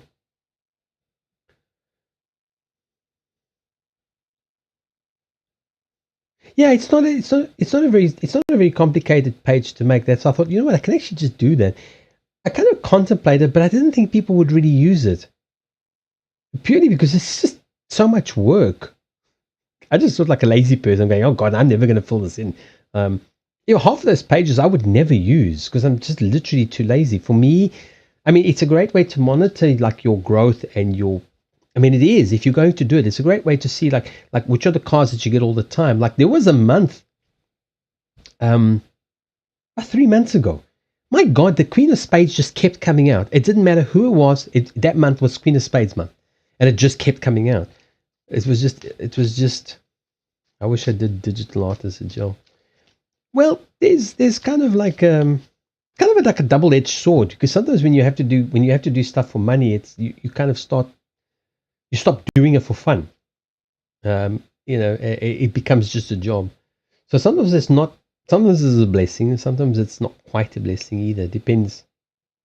Like I enjoy making the planners nap, but what I don't look forward to is all the SEO. Because as I was showing, like I've got to where's the screen? Like I've got to put all the promotional stuff together. And that gets so boring. I actually reuse the old ones. A lot of them you can actually see straight off the bat. It's the same template that I created the first time. So I kind of replace the stuff and just change it. Like doing all of this, and it's like, no, it's just, ugh. It's like, oh, this is so boring. It was fun doing the first time around, composing the pages. Now it's literally more or less copy and paste and put into the same document. But then it's all SEO. Like this is all SEO. This is all the things that people will search for. Like, I was quite impressed under what do you call it? Uh, an anonymous browser window. It actually turned up. I don't know if it'll turn up now, but that day it was turning up. Okay, it was the complete code. Okay, today's not turning up. That day that I tried it, and in an incognito browser, which is hopefully not using your cookies and stuff. No, it isn't appearing. Today it's not appearing. When I first published it a couple of days ago, I was actually surprised that it actually was turning up.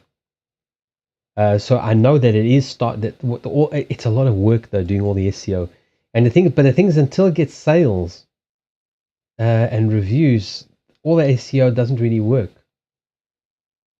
Wow, it's not turning up on the second page. There, see, it's on the second page. That's why the SEO is very important.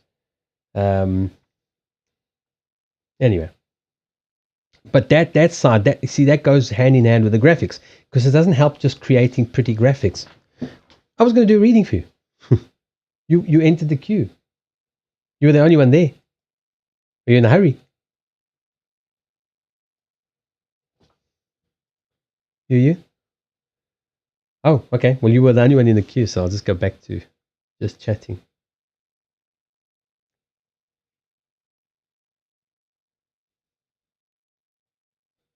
Yeah.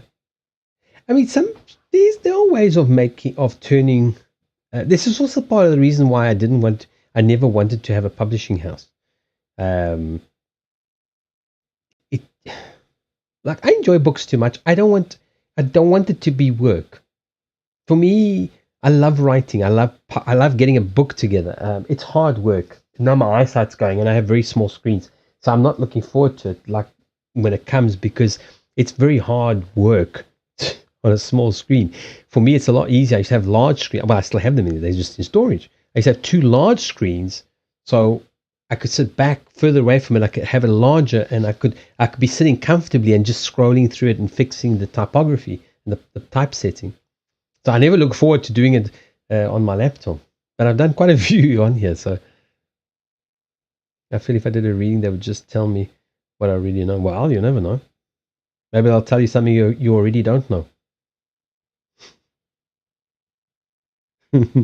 Oh, we don't have to do readings. I really have no problem. It's just that people come in very early and they want to get a reading, but nobody was really chatting, so I was trying to keep the conversation going while I was quiet, and then, oh well. A lot of people come in and they lurk, which I appreciate, but it doesn't help much with conversation. You know, like it gets to the point where I say, okay, bye. I'm going now. They go, no, you can't leave. No, I can leave. I've got nothing to do. I've got nothing more to say. Like I feel silly just sitting and rambling on. There isn't much conversation. Because I know what I want. I know what I need to do. I don't know how to do that thing yet. Yeah, I mean but that is literally the point of life, is to figure those things out. Like a lot of people don't want to figure them out. They want the answers. Sure, I've got no water in here. That's why I've been damaging all the cards.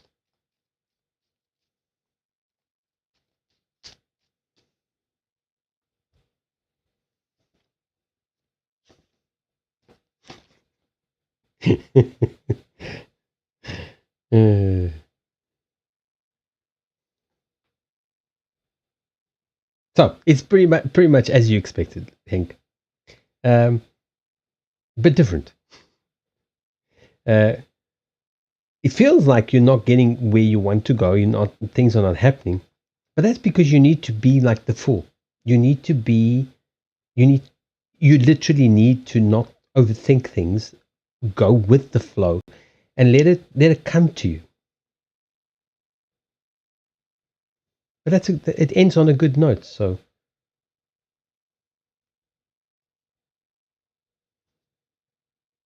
it's the start of You've had the aha moment. Now let it let it unravel. Let it unravel by naturally without forcing it. Yeah, but you're not stuck. That's it's just a perception of being stuck. That's why there's the negative joke in between. It's like, just let it happen. Don't obsess too much about doing too much, doing too little, doing too much. Just do some.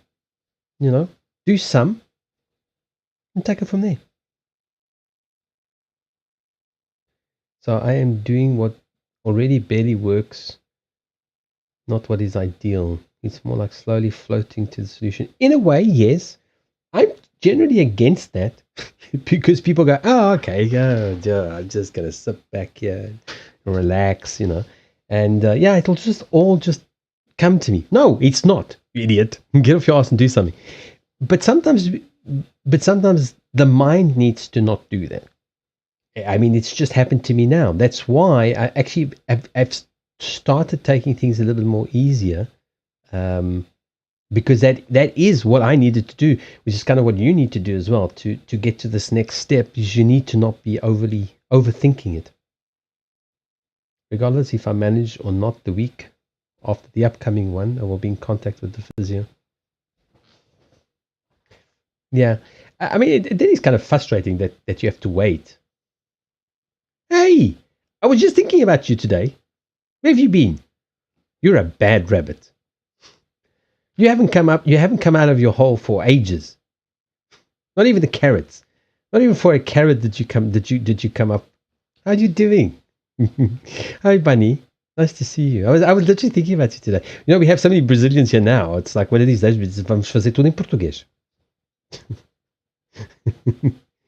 The wait is the part. Yeah, but that's what this is about. That's what this is about.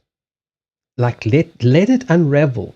Let the information come through. Because when we are trying to push this type of thing, we are doing it with an active mind, as opposed to listening to the universe, listening to our souls, listening to what we don't hear because we're being too loud. Lots of work. My boyfriend came. Yeah. I remember you had mentioned that. I didn't realize it was already now. And today is a big day around here. Why? Why? What's happening? So now I'm doing what I already did, since I know it will at least slowly bring me forward. Oh, elections. Yeah, that thing. The stuff that people think is important that doesn't make any. I remember when the elections were going on in the States. Not before I've stopped paying attention. But when Trump came onto the scene and said, and everybody's going, "Hey, he's never going to win." I said, "No, he's going to win." I said, "No, he's an idiot." I said, "No, he's going to win because it's already been arranged that he will win." And then the second time he says, "Oh no, Trump's definitely going to win. It can't possibly be the other." I can't even remember who he was running against. It was Biden. And I said, "No, Trump is going to lose." "No, he's not." No, he is. It's already been decided. He said, "No, it's not." I said, "Okay." Wait. Wait and see. And they go, "How did you know?" I said, it's obvious. This is a plan. Read the script. It's spoilers.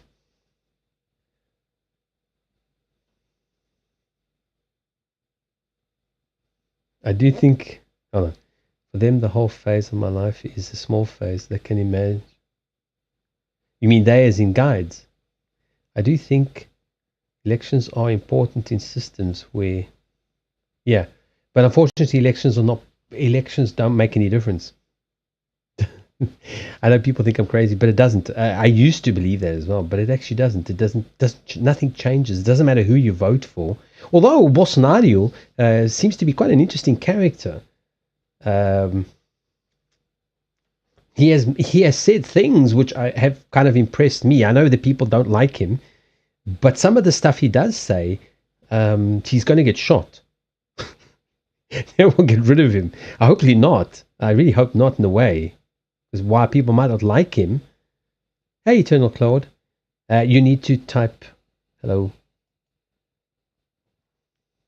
We have an idea of what will happen, but it's going to be historical either way. Well, that's interesting. I must actually follow it then. I must actually follow up on it and see what it all means.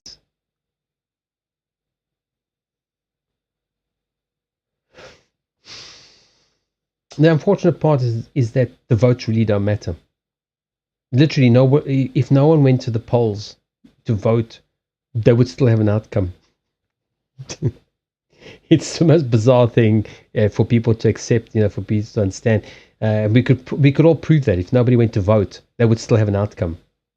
They would still have a winner. That's the best way for people to see how corrupt the system is nobody go vote. Yeah. Well, no, don't lose hope. It's just that the system, the political system, is just a puppetry. It has absolutely nothing to do with reality. That's what I'm saying. They would still have a winner because they've already selected the winner long before then. That's why. But Bolsonaro has been saying some very shocking stuff, like very almost anarchistic things, which I was, wow, okay, either he's playing a game or he's got a lot of balls, because that's how you get killed. That's how they terminate your term in office. Is like, yeah, he's not saying stuff we want. End of the problem. It was some crazy person from, I don't know, Nicaragua or Mexico, something. He can't take his ass out of his mouth. He might be crazy, but I'll tell you something. He says certain things and he does certain things that no other. The Mexican president also seems to be relatively freedom lovely. Let's put it this way. Yeah, at the end of the day, they all get there one way. That's why they get shot. If they don't do what they're told, they get shot. It's not some crazy person who didn't like Bolsonaro that will shoot him. He'll be taken out. If you overstep certain boundaries, he can up to a certain point. But also Bolsonaro, he might sound crazy because he speaks a lot of truth sometimes. I mean, I don't follow politics, so I've just caught some of the things that he said, and I'm going, well, hats off to him because he's the only one saying them. Well, one of the very few presidents that is saying them. Mexico, there's a few countries. This is why do you think I want to move to that part of the world, that type of the world? Because people think that it's fucked up. It's not as fucked up as you think it is. It's actually a lot better than the Western world. And it's going to get a lot better where the Western world's going to get a lot worse. So, I don't know. I don't even know who he is. Thierry Baudet. Baudet. I don't even know who he is. What the vote to you upon who could vote for?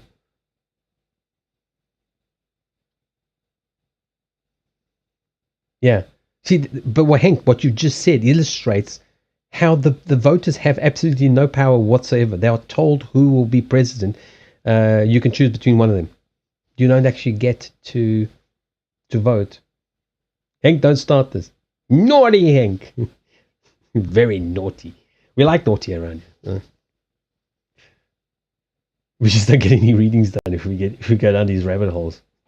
I've actually become a lot more cheekier lately, but it's really not a great thing for the channel, to be honest. Yeah, they all are. But sometimes it's, while we blame them, that a lot of people make this mistake. They agree to go along with the program to get into power so they can change things, and then they get there and they can't. Because if they try, they will either go up in flames in scandal to get them out of power. They will be disgraced on purpose. It'll probably all be a lie or be staged. Or if that doesn't work, then they just get shot. Or they suddenly have a heart attack. Like there's been a few in Africa, who just dared to disagree with certain things we've been going through the last few years. And then, oh dear, he had a heart attack. I mean, how could that possibly happen? It's like, interesting. It didn't happen to anybody else. To the other presidents that agreed, they didn't have magically have heart attacks. But anyway, that's a conspiracy theory. We don't talk about that. He came in there. He's chaotic. Yeah. Well, they don't want any. Why does he want? Oh, hey, thank you. Thank you for the subscription. Blah, Moon Rabbit Bunny. No, hold on. I missed it. He's chaotic. Why does he want people to have weapons? If you understood what, if he wants it for the right reason, if you understood why he wants you to have a weapon, then you would understand why he wants you to have a weapon. If he's doing it for the same reasons, okay, for the right reasons, he wants you. Oh, I'm getting a flush of energy. So somebody wants me to talk about this. Why? This is supposed to be a spiritual channel. Okay, if he wants you to have weapons, it's because he wants you guys to overthrow the system. Not to overthrow like violently. People without weapons are hostages. And I don't believe in guns. Okay? I don't necessarily believe in guns. I mean, it's not like I'm pro-gun or anything. I'm just not anti-freedom. When people have guns, it's very hard to make them do what you want them to do. Because they go, hell no, we have guns. If you come to my house, I'm going to blow your brains out. Fuck off. This is like what certain parts of America have gotten right, where the gun-toting states. And again, I am not pro-gun at all. Yeah, you are defenseless. That's what's scary about what's happening. And they keep having these bombings and these shootings and these things, and then immediately after that they go, oh, we have to take all your guns away because you're very naughty. Yeah, because everybody's running around shooting each other. It's like that happens like every day. It's like, so if he wants you to have guns, I haven't followed that part. If he wants you to have guns, it's because he is trying to make a change in as far as he can. And I don't know anything about him, so I don't know if he is a hero or if he's just another idiot. Okay, Bolsonaro, we're talking about Bolsonaro. But if he's saying that, it's because he wants the people to have the power over the government, not the government, the power over the people. And as long as the people are disempowered and don't have guns, they are completely helpless. And that's the sad part of it. And I don't like guns. I mean, I'm not crazy about guns. I had my late dad's gun for a while. I'm not pro guns. I mean, they only serve one purpose: is to kill. If you're not, it's like I always say to people: if you're not prepared to kill someone, why do you have a gun? Oh, to protect myself. Well, are you prepared to kill someone? And they say no. Then you shouldn't have a gun because you might kill them. And then what? You're not. Psychologically, you're not prepared for that. So it's crazy. If they want to do force, yeah, it's impossible to say no, because they say it's voluntary until they scare enough people to do it, and then you have no choice. You already have a digital ID, which is already in place, and everybody says, no, it'll never happen. No, it will happen. It's been designed years ago, long before any of this. So they don't have to force anything. They've literally designed a system that it's impossible to exist. He wants people who agree with him to have guns.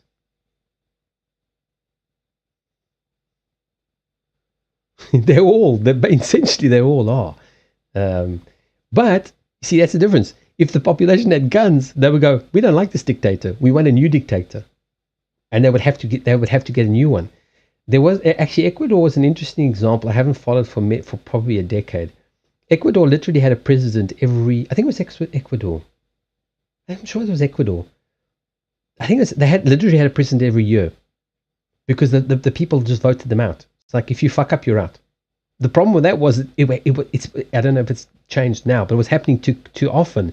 So it was like, well, people go in and go, okay, well, I've got such a limited amount of time here. I may as well like set myself up and make money for myself before I get kicked out. So it has the reverse effect as well. But that's the thing. The reason why they've driven this anti-weapon thing is to make people powerless. And again, I don't agree with weapons. I mean, I don't like them. They only serve one purpose: to kill. I'm serious, like a faith in democracy. Well, democracy is just a tag. It's just a label. That's why I usually don't discuss politics, because You should be discussing the next level above politics. Politics is just, all the labels mean nothing.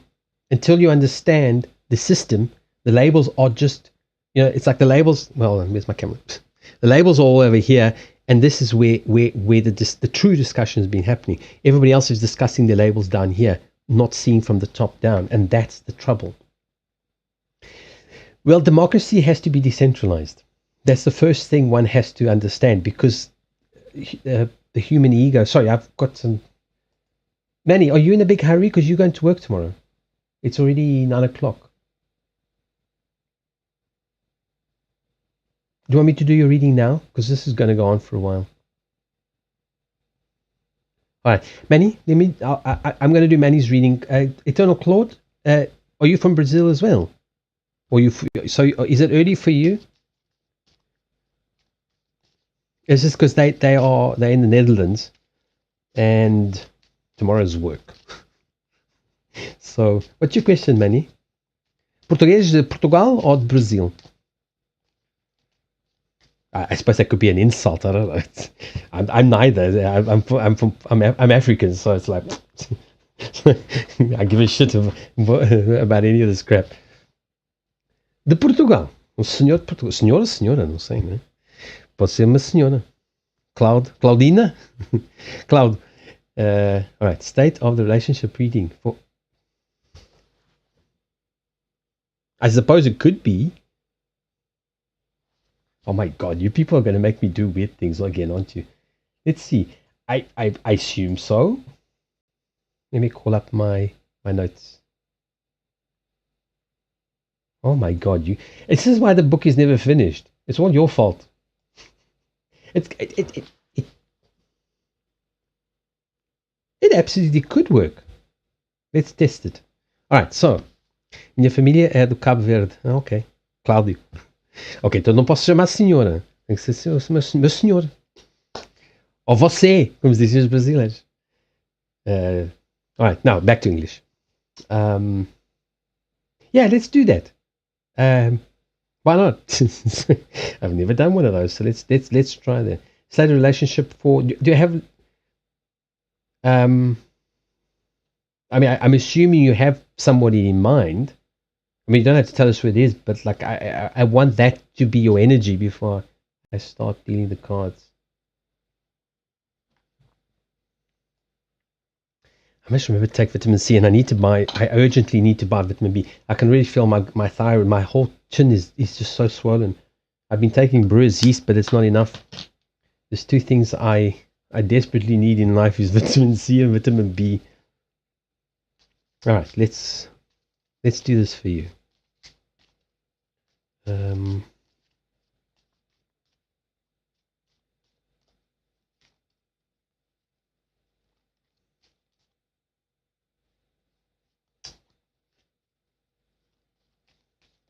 Let's see how this goes. This way.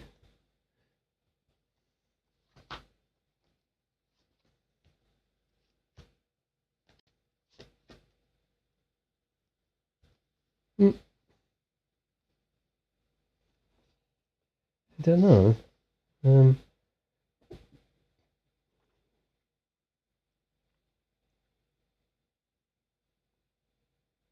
That one is actually the deck collector. Hi, how you doing? I'm sure you've changed your name. I don't remember somebody the deck collector. Deck collector. I don't remember that nickname here.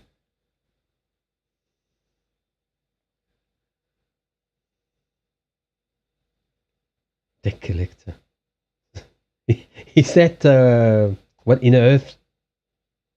What was your nickname before?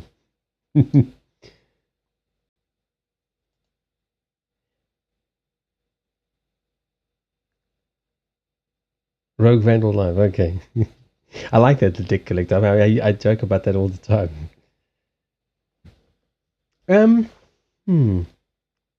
This is actually one of those spreads that doesn't 100% work either. This is one of Henk type of scenarios where it like works or it doesn't work. and I haven't found a way to fix it. Because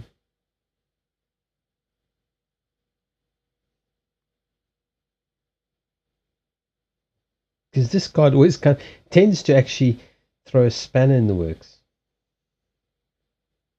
It's a kind of an unresolved spread of mine. Okay, let me see. All right, so I'm just gonna tell you what comes into my mind and what's here on the cards. I feel like the state of the relationship is that the moment you're not having a lot of communications, you are kind of withdrawn. That's what I would assume with the Queen of Spades. Or this is a dead person. Or it's a dead person. It's a dead woman. Okay. Anyway, which might make sense. The reason to stay. Oh, okay. No, I was gonna say because it could have been. How many people can redeem first? Didn't somebody? Is it a witch? I need to check that. I thought only one person could redeem first. I'm almost sure somebody did redeem first.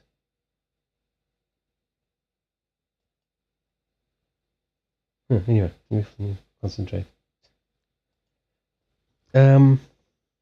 So I mean, that could also be. It could also be somebody that's a witch, or it is somebody that could be strong. But that represents the kind of relationship between the two people. So from that, I would assume that this is not. This is kind of a cold, or distant, or not very communicative, not very emotionally sort of binding relationship. Well, no, I don't like the word binding. But it's not one of those, very emotional kind of relationships.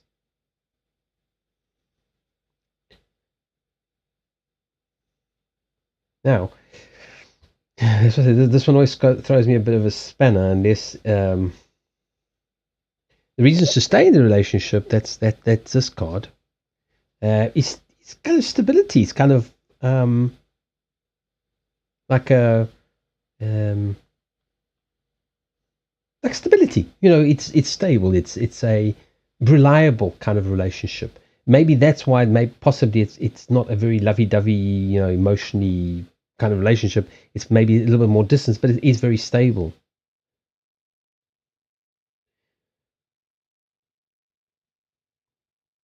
The reason to leave the relationship is kind of community. I don't know if that makes sense. It would be like for the emotions. I suppose you might leave the relationship, that friend, to develop deeper bonds with other people, or the opportunity, or I'm not sure, or to rebuild the relationship on a more emotional level, on a more feeling level, as opposed to a more clinical level. So that could be the benefit of breaking it, or putting the friendship on pause for a while. The outcome is a nine of diamonds. So, well, the advice. So I would assume that on the long term, that this would be a kind of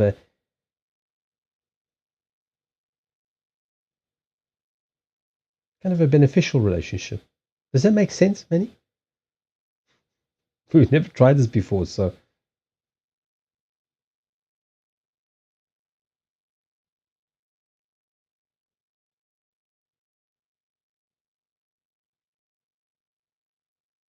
I don't know if it's got to do with business, because we got the two.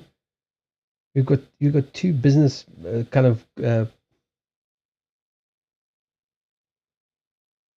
I don't know how to say this. Just say it. I mean, it could be all nonsense. I don't know. We've never tried applying this to a friendship. That reminds me. I suppose that I should actually. I probably should have looked into buying a sub. A sub with me. Oh, you mean here? Well, if you prefer, you can also do it on Ko-fi. I just don't have. You may want to. That gives you. I don't know. It's up to you. That gives you more benefit. I just can't remember. How do I get the link? I did do a link. I think that. No, that's Stream Elements. Ah, shit. I can't remember. But the Ko-fi link. Sometimes there you go. It's just actually just come up just before. It's actually just come up off just after that. I need to actually check those. But as you know, I'm 28 and she is my best friend for 25 years. I don't know. It's very likely that this doesn't make any sense. I mean, this was designed for an intimate relationship.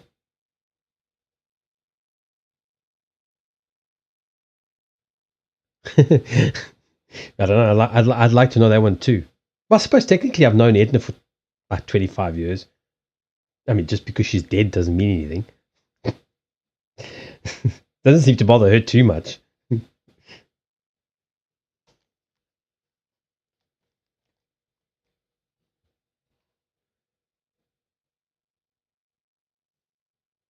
So I think we can just honestly say this spread doesn't really work very well for friends.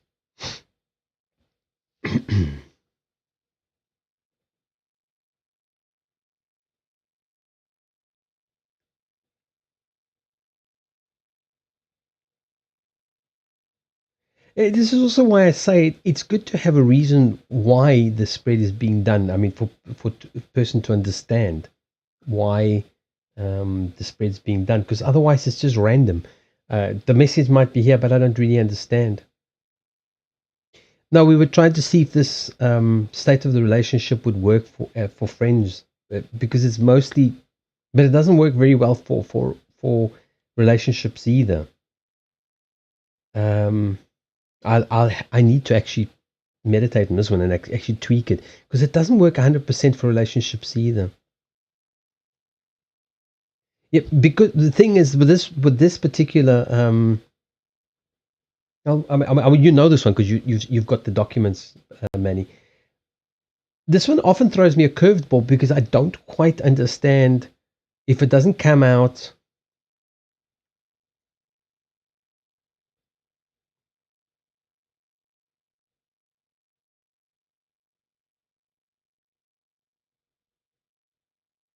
Well, I mean, the Queen of Spades does represent, like the King of Spades can represent a male witch, warlock, whatever you want, politically correct term you want to use, and the Queen of Spades can represent a witch or a dead person. It's got many meanings. It depends what you're looking at,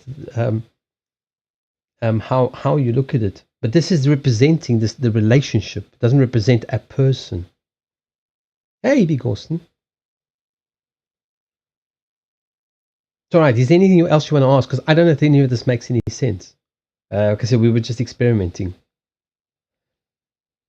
Otherwise, you need to ask like a specific question that we can try to know what this means. Because I don't understand. There's no point in me babbling on because I don't understand what it's saying, what it means. Well, then I learned nothing from it because I don't know what it means. For me, it's a failure because I don't understand. But there is a problem. Me and this, I know I came up with it, but I have a problem with this spread. I don't always understand it. I mean, it's very simple, but I still don't understand. I don't always get it. Sometimes when it works well. When it doesn't, then I'm left like staring at it.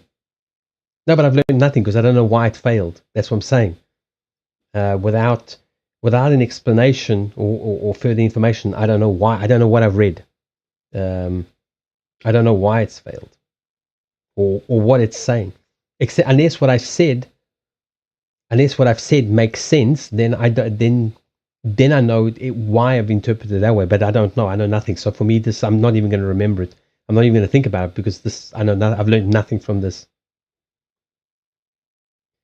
Like I said, I need to actually meditate with this one because this one doesn't work for me. I know I came up with it, but it doesn't. This is the first one that I have a problem with. And I thought the beauty in it would be the simplicity of the spread, because it's very simple. But oh wait, this is another one. It's got uneven cards. I've just remembered this has got 4 cards. I always say it. This is the second spread I've got. It's got even numbered cards instead of odd numbered cards. All right. Anything else you want to ask? Because now the queue's growing. as soon as we start talking about politics, well, not politics, but interesting stuff, then and if I have to stop to do a reading, then it all stops. But I know for you in the Netherlands it is later. That's why I thought let's not get stuck into conversation.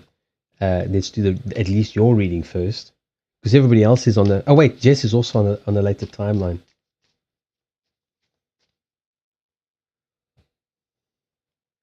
All right, so Eternal Claude, meu senor, what would you like to know? So formal I am, aren't I? I think because I'm very formal. Germany, Italo-German.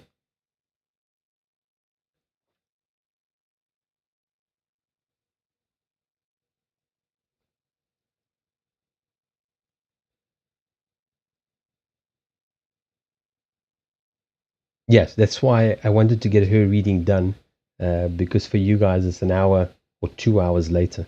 I'm not sure in Germany now how much later it is. They just moved the clocks back. Yesterday I was on stream. I'm going, hey, it's getting later. It's getting late, and now I'm going to look again. Wait a minute. I thought it was late. It jumped back an hour. I'm going, wait a minute. I thought this was late. It's not that late. And I thought, they've decided to fuck around with the clocks again.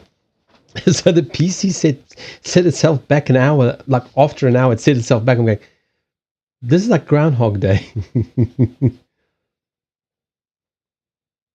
Yeah, I know you're an hour later, but I'm not sure about Germany. If they also just 1 hour forward or backwards. I don't know. It's backwards. I can never remember. It's stupid. It's a whole stupid idea. I mean, this was just to fuck with people's minds. It had absolutely no. It's completely pointless. He said 1 week the time zones don't always align in the world. Yeah, it's a stupid thing for moving the clocks. Eternal Claude. Tazi. Where's my bell?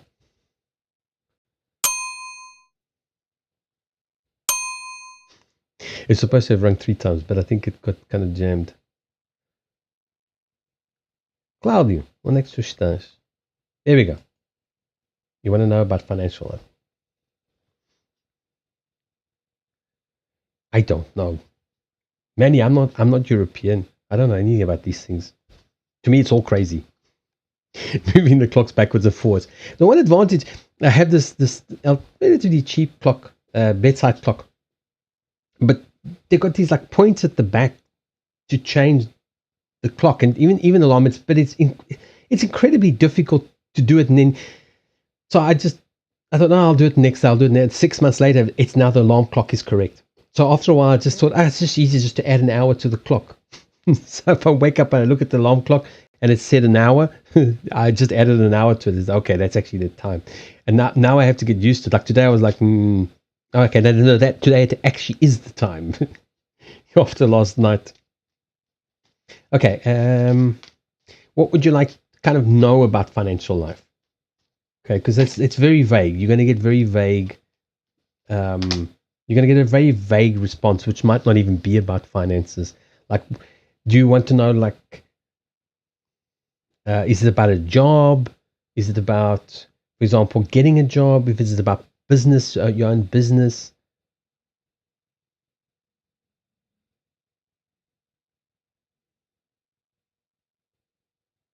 One time per year, it was really nice. One time per year, it would ruin the amount of time spent.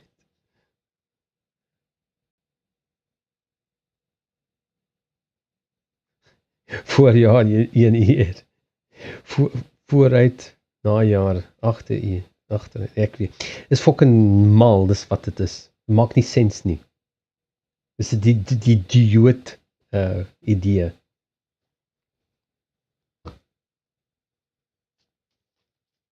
Claude, I think you might be quite delayed. Just press pause and play on your video again because it's taking a long time for you to reply. So I think you're lagging behind the stream a lot. If you press pause on the video and press play again, it'll catch you up to the present time. Otherwise, I'm just going to do the reading and move on. And then if it doesn't make any sense, I'm sorry, but I don't know what it's a general reading is just a general reading.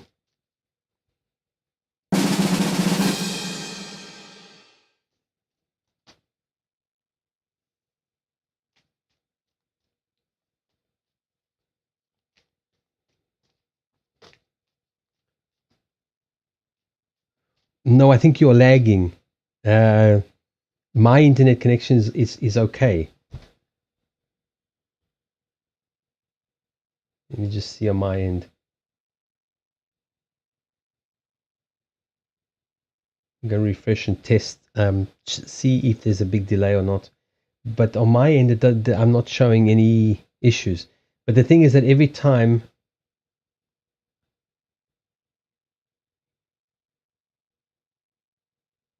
I've got about a 4 or 5 second delay, which is normal. Yeah, that's what I'm saying. If you press pause and then play, it takes you. You'll skip like 5 seconds or whatever the delay is. It'll take you to the current time because otherwise I'm asking you questions and there's no reply. Ek praat nie fucking Nederlander nie. Julle altyd sê ek praat nie Nederlander. Ek praat maar Afrikaans. Sien, ek kan nie 'n vorm maak nie. What am I? I don't speak Netherlands. I do not speak Netherlands. I don't actually, technically. I speak a simplified version of Dutch, which is Afrikaans. All right, so Eternal Claude.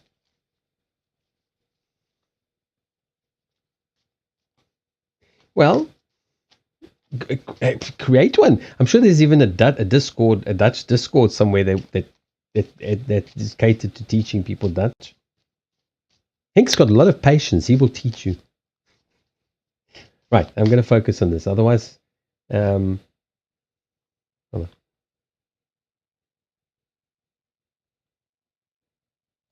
Let me get your messages up here.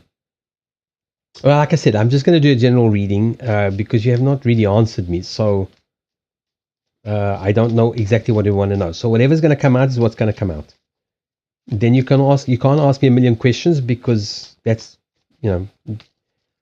I don't know what I'm going to be seeing.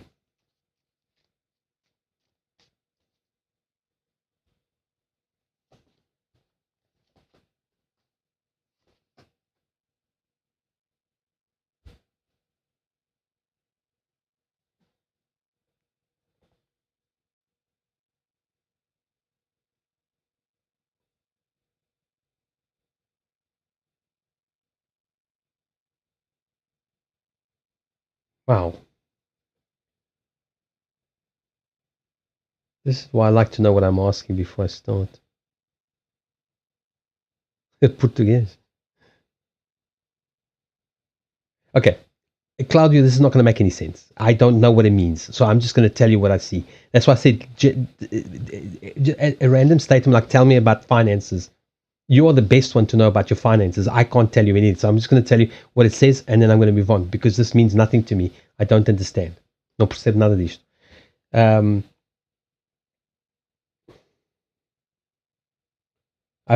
What I'm getting from it is that I think most of your challenges are actually mental challenges. So you are perceiving the financial situation as being worse than it is, or that it's going to get worse when it's not really the truth. Because I've got the wish card granted as a middle card. Okay, so that tells me that it's not anywhere near, either not anywhere near as bad as you might think it is. It's actually on the increase. But the situation surrounding it has brought in a lot of fluctuation, which I think, like I always say to people, it's good when things fluctuate, because it allows things to change. When you have something that's fixed, it can't change. So it can't improve until there's some flexibility. The 5 reminds us to not sweat the small stuff. Don't focus on the little details, but focus on the important things and go with the flow. Let things change. But that's all I understand. I don't understand anything more, Claudio, because I don't know what you're asking. So I hope that's helpful, but I don't know what you wanted to know. I want to be multi-languages.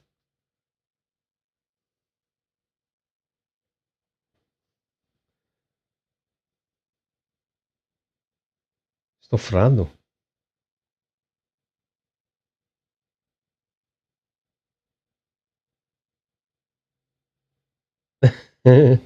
See this all. Okay, but I don't understand. That's what I'm saying. I don't know what I'm telling you because I don't understand. That's why I say don't ask general questions because I don't know. You see, I need to know what I've asked before I can understand what it means. It's like I always say to people, imagine you got a bag and full of marbles and you say to me, I want a marble. So I put my hand in and I pull out a marble and you go, oh, no, that's the wrong color. Well, which color did you want? Then I put my hand in again. So, no, I want a big marble. That's a small marble. It's a waste of time. That's how it goes. And that's how it works with me. If I don't know, I just pull out a marble and I look at, okay, what am I supposed to do with this? What is it supposed to mean to me? How can I explain what I'm seeing? Because I don't know what I'm seeing. I'm just seeing a marble. So I'm just literally describing a marble without knowing what is important about that marble. I hope it helped. If you've got a direct question, maybe you can ask that now, and I will ask the question and see if it can help. But overall, the general mood is that it's actually not that bad. It's more your perception.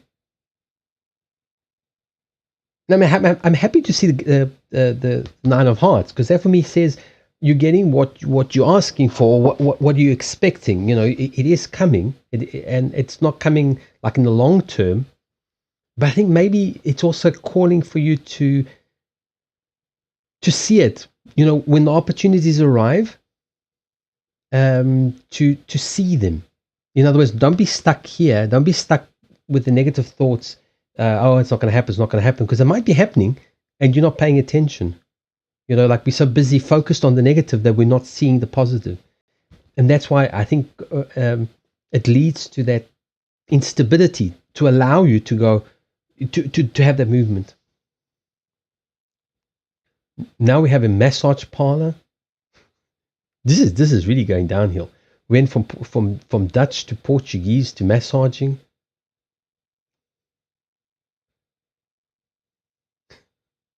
Message a massage to Jess.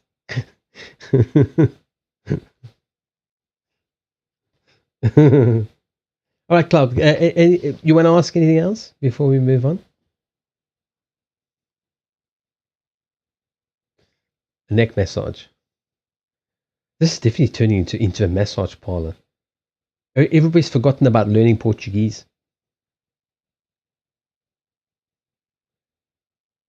Right, Jess, you will be next, so get ready with your question. I don't think Claudius wants to ask anything else. Okay. Well, I'm glad. It wasn't very clear for me. For me, it's not very clear. Português é muito fácil. É tão fácil. Vai, vamos, vou, foi. It's very easy. I never realized, like I said, I keep joking, when a Brazilian friend of mine we were in Dublin, and he showed me like, what's it in English is what? Went, go, will go. And then there was the Portuguese, like there's like this little block on the left hand side, and then it's like, like all the, oh wow, oh yeah, no, yeah, that Portuguese is not that easy. It was so funny because like it's just automatic, you know. It's just one of those automatic things you don't think about. And you know, Spanish is in a sense similar with all those variations on the verbs. I really get a girl's vibe now. So, yeah, you went on the date today. It went good, but he's hard to read. So I'm asking myself, what is his point of view? Is about me? Me, I would say that I can easily communicate 3, and then Spanish.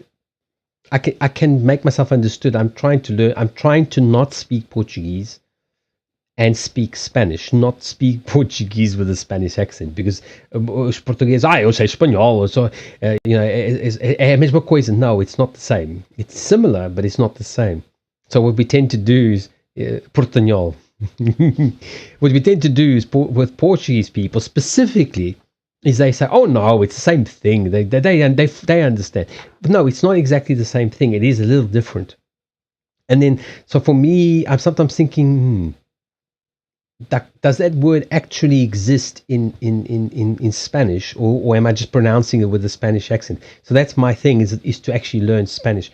Then there are a lot of words that the Spaniards actually don't use, but they do exist. Like, I had this problem with the Spanish, with like the South Americans, and they say I'm saying a word, and I know it exists in Spanish, and then after a while it clicks. Like, oh no, we never use that word. I said, yeah, but just because you never use a word doesn't mean it doesn't exist. It's an actual Spanish word. And they go, yeah. Yeah, that's what I'm saying. It's Spanish. You just don't remember your own vocabulary. So it's a funny thing between the Portuguese and the Spanish.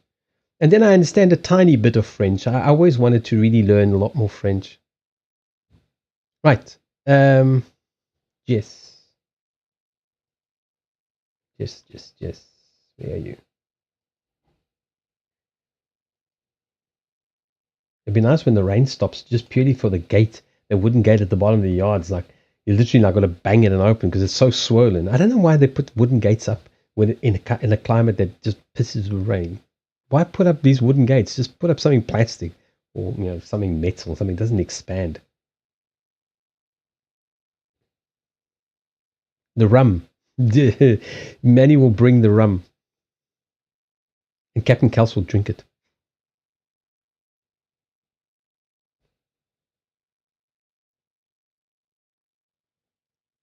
You see, I know them already. Alcoholics, alcoholists. Not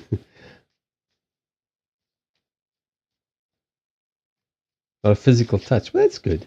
You get a sort of feeling for someone through the sort of physical energies. Right, so that's really 2 questions.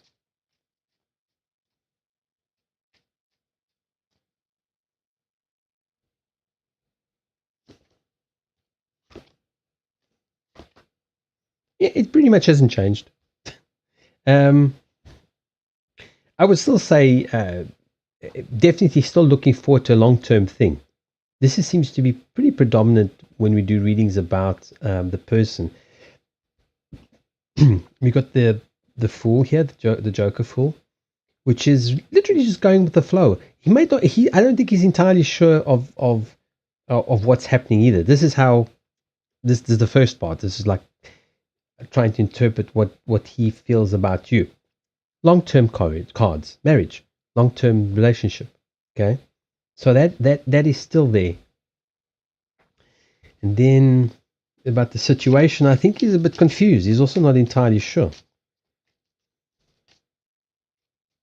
Which is why you should not be asking me. You should be asking him. Right, let me just shuffle it. Hold on.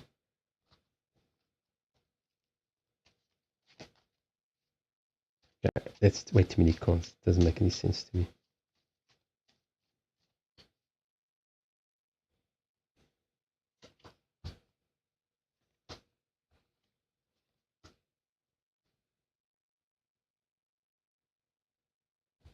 I think he feels pretty good about the situation.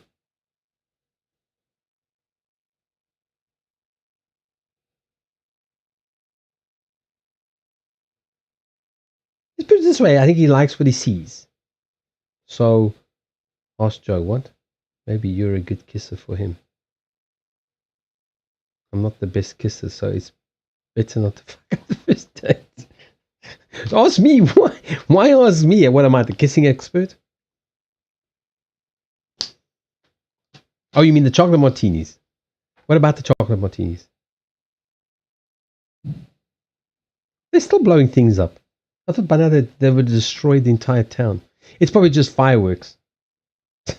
It's wet. So instead of going wee, they go boom. It's very exciting. I asked what his first impression is about me, but I didn't want to ask what he thinks about the situation. Oh, I mean in person to him. Yeah, well, yeah, it's kind of understandable. But I'm assuming you've got a second date planned. I'm assuming this has been discussed, not just left up to the fairy dust.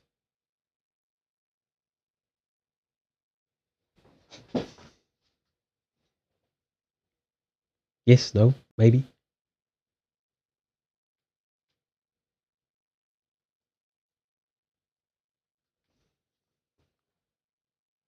Yeah, I think he likes the situation. His desire is definitely to move forward and have something meaningful. That's the situation. But I mean, you really need to ask him these questions. So maybe it's your turn. Who initiated the first date? No, don't think. Have another one. Okay, you're a modern girl. Send him a message. Say, hey, I enjoyed this. When are we doing this again? I don't mean to push, but can we do it tomorrow?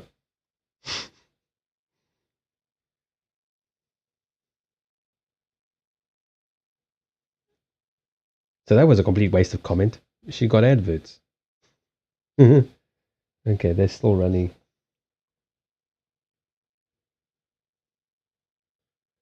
I wish I had a replay. Just like do a replay of that instead of repeating it. I can't even remember. I've already forgotten kind of what I forgot to actually forward the queue as well.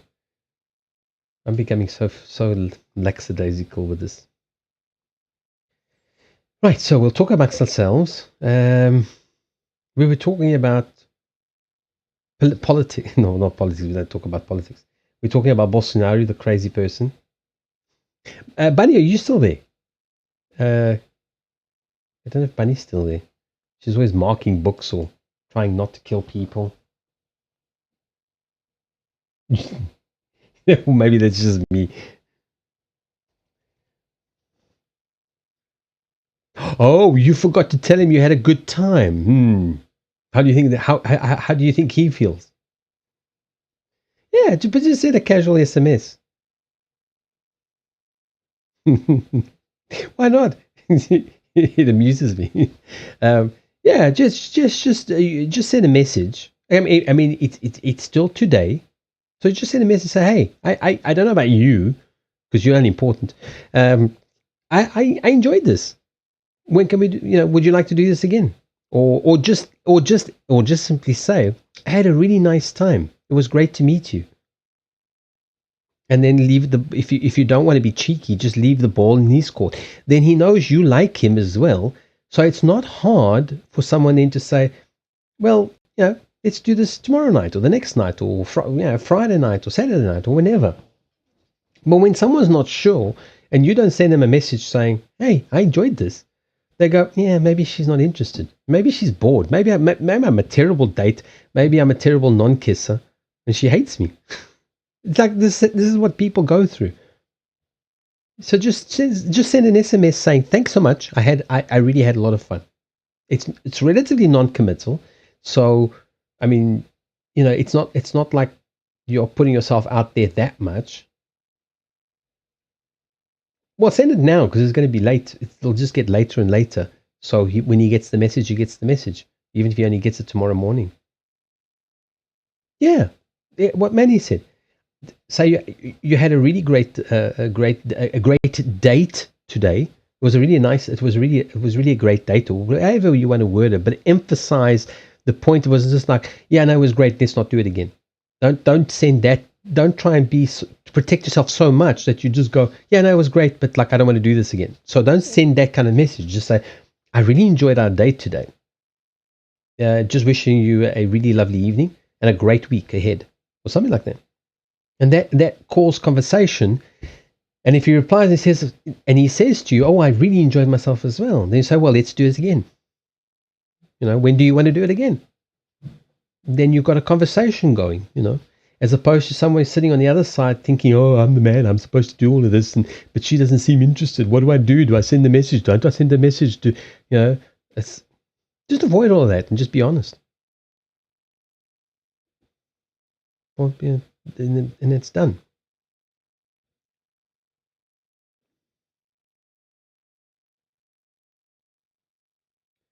And tell him you had a good time. Yeah, yeah, exactly that. Because you ask a question, so he has to reply. So you say, "I had a great, I had a great time with you today. Let me know how your workout went."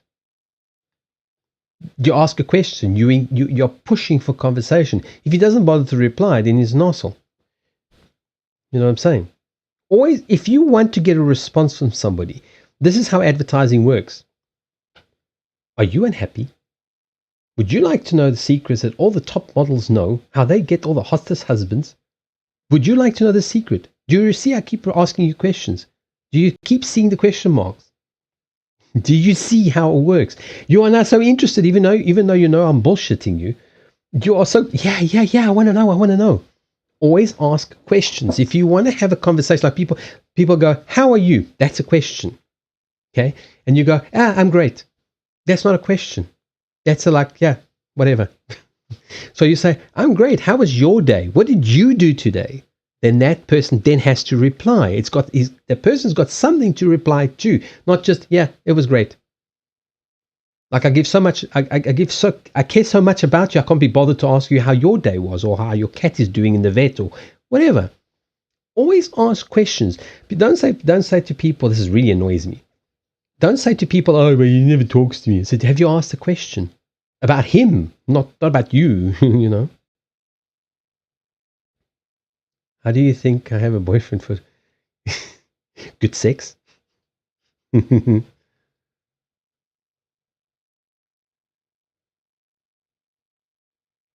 Yeah. The questions is what creates conversation. If you don't have questions, you have nothing to talk about. Because others say, "Oh, nice weather. Oh, nice ceiling. Oh, nice couch." That's not a conversation. Those are statements. Like ask questions about, like he's working out now. So, I mean, he probably doesn't think much about it. But if you're asking about what he's doing and was it a good workout, uh, then you talk about something that he might. I mean, I don't like working out, so for me it was like, "Oh my god, I just like sweated to death, and I'm glad it's over." But then you can laugh about it. That's the point. A conversation takes two people. Otherwise, it's a monologue.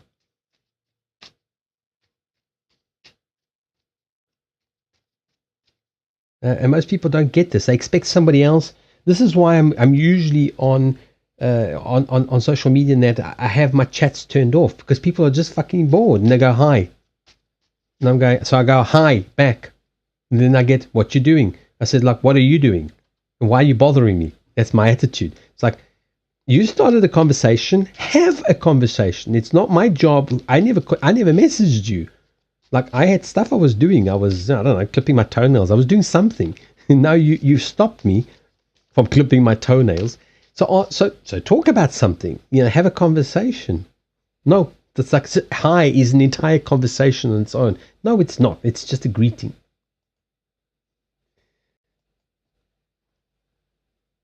Yeah. I mean, not necessarily intrusive, like questions that like make because some people like ask questions in such a way that it's like you're being interrogated. It's like it's like, "What do you do? When do you do it? How often do you do it? Where do you do it? Who do you do it with?" It's like, what is this? The Spanish Inquisition? Fuck off. Make a conversation. Don't interrogate me.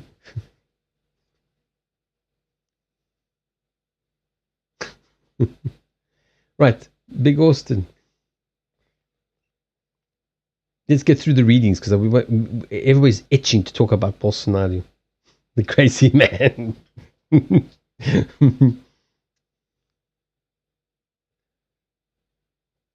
I need to stop scratching my lips. I need more vitamin C. I can't remember if I had vitamins yesterday. I was going to squeeze oranges and have a fruit smoothie, and then I got lazy. It was all Inner Voice's fault. I got it to stream, and then I thought, I'm really lazy. I cut up an apple, I cut up a pear, just threw it in yogurt, and that was it. Can I ask how this week will go in general?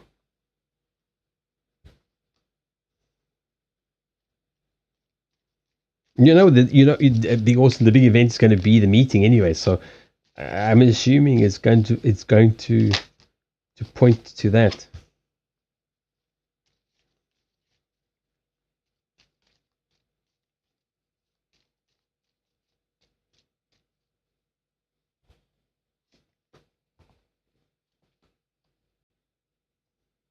All right, so stability, something to overcome. So in other words, something this week will not go, it will go alternatively. It won't go the way you want. But overall, there's great passion, there's great, so I think overall it's going to go pretty well. There is something that will need to be resolved. I don't know if this is to do with the meeting, or maybe it could even be fellow co-workers might be jealous. There might be some sort of friction during the course of the week. But overall, it's a nice, stable week which bodes well, I think, for the future.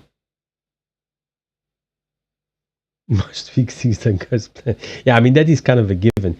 But with the 3, it's usually, to me, the 3s, I mean, we're not talking about romance here. So it's not an interfering, it's an interfering third party or something outside of your control. That's the two main meanings that I would take with it. So I would assume this is tied into work. This is a stability card. But it is like accounts, etc. So I'm looking this as a work environment thing. There will be some sort of, just like, almost like a little bit of opposition, or somebody just not being happy for you, some miserable person not being happy. But I don't think it's a major thing. I think it's just probably just more like a normal week. There's always a bit of petty drama. You need another job. Well, mind you, a bit of petty drama sometimes keeps things interesting. He says you smell good. As long as he wasn't like stalkery, like kind of breathing in you, and it's like that could be a bit freaky. You smell good enough to eat, because his middle name could be Hannibal.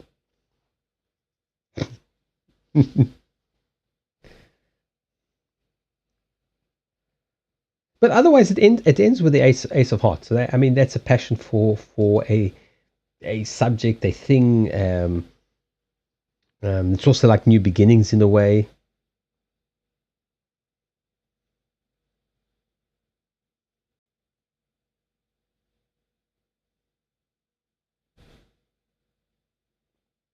Generally, like a sense of good feeling. So I think it'll be. The week will end on a good note, which I assume will be the second, what do you call it, interview with him. Yeah, okay, so that could be it, because that's either third party. So, like, for example, if we look at relationships, then and we see that, and you see the pattern of the cards, then you say, okay, this is either like an ex bothering you, or a three-way, like somebody's not being honest with you, somebody's having a threesome, behind your back kind of thing, or it's just something outside of your control. So it's like you're not the problem. There's a decision or something that's made, or somebody does something that you don't have control over, that is kind of a hurdle to get over. Well, you could always just have them killed. Get the knee breakers around. Yeah, some people are just miserable. It's like if people do well, I mean, sometimes I feel a little bit jealous. I mean, I'm a fucking human. But like if I hear like people are doing well, or people have an advantage, not an advantage, but they have an advancement, I'm happy for them. Get them deported. Yeah, but that might be worse than murder. Then you just be happy. The thing is, like, I wish people would would share in other people's happiness instead of being unhappy because someone else is happy. Be happy for that person because you will be happy. You will share in the happiness. So if somebody's having it, like Jess had a nice date, I think this is great. So I can celebrate. I mean, I joke about it. I mean, I tease her, but I mean, I still celebrate in her happiness. I don't have to be jealous of her because I'm single. I can just enjoy her enthusiasm for it, and I want more people to understand this. Just be happy for it. Unless, of course, there's like nepotism and somebody's jumping over you and somebody's getting the job and you're not and you deserve the job. That's different. I'm not talking about that. I mean, that's of course nobody. That's not. Well, today was another day, another sleigh. Okay. Well, maybe by the time you come back, I'll be gone. So, good night, Jess. And did you send the message? You can't go to sleep until you send the message, because otherwise it's just rude. You don't want to be rude. Do I feel like your older uncle now, or your father? Nag, nag, nag. Send them it. Don't forget to send them it. Have you sent the message? Seriously, just send a friendly message. You don't smell bad. I don't think you're off. I think you're fine. Good night, Manny. Lekker slaap. Welrusten. Are you sure? I want to see those read receipts. No, it's good because, like I explained earlier, it makes a person feel welcome. It's like if you enjoyed it, he enjoyed it. Why not let somebody know that you enjoyed it? People don't want to be open about it in case the other person is not interested or the other person is going to make fun of them. Well, if that person is going to make fun of you for being open and honest, they're an idiot. And the sooner you know it, the better. Get rid of them. And when we get rid of that fear of, I mean, it's a very simple answer. It's just not so easy to execute. But once we get over that fear of rejection, then we much more open, much more honest with ourselves and with other people. But so many people, like, you go on a date, nobody knows what's happened, and then they start asking everybody, "What do you think? What do you think?" That's why I say, go ask the person. Go ask the person, because the person's the one that knows how he or she feels. Like, we don't know. We can only speculate, and then eventually you spend 3 days speculating over something that you could have sorted out with one message or one email or one phone call. And it just becomes a bigger thing than it should be.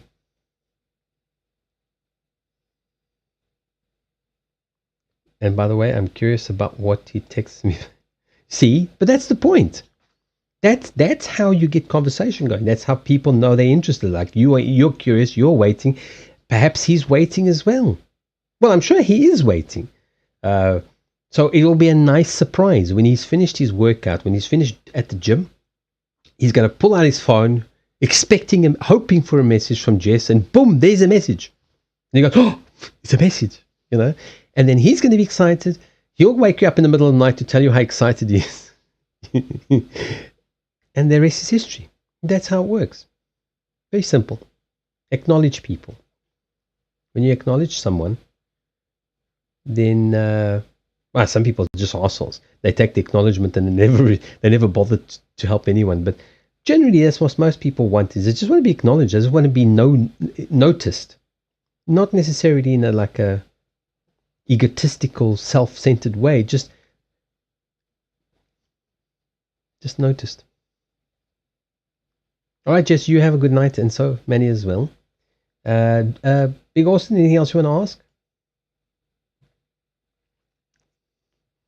Otherwise, I think we might be done for readings for tonight. Now we'll just talk about post scenario. Because I know Op and Dragon wants to talk about this one. He likes crazy talk. Yeah, I think also in a sense it's a big decision for you, Big Austin, because this is going to change. I mean, you could always change your mind, but it's going to be a big change for you. going down this path. Good night, Jess.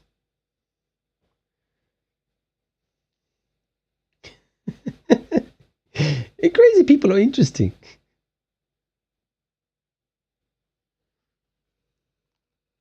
Intense journaling. Oh my god, I haven't got the patience for that.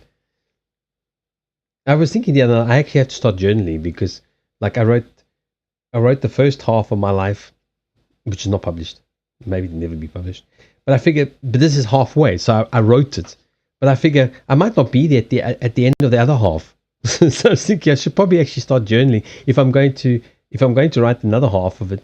I should start doing it event by event in the book, so that if I'm died, at least most of it's written, if it's important. Oh, journey. Oh, like a shamanic journey. Yeah.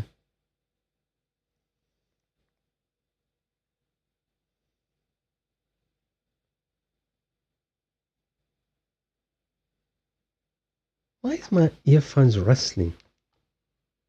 Are they even working still? I think they've literally stopped working.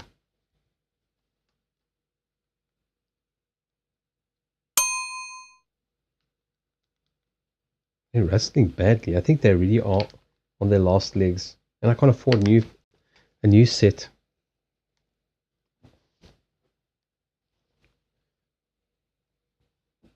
Wow, that's a lot of noise. Can you guys hear that?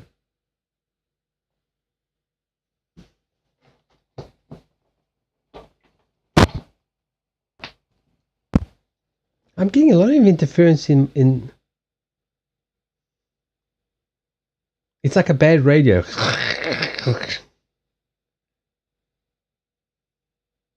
Oh, please they not pack up as well.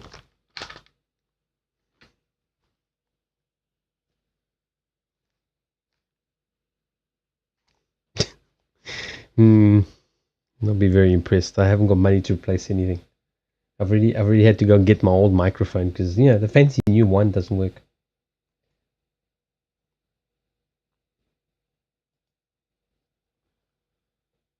It's only the one here though.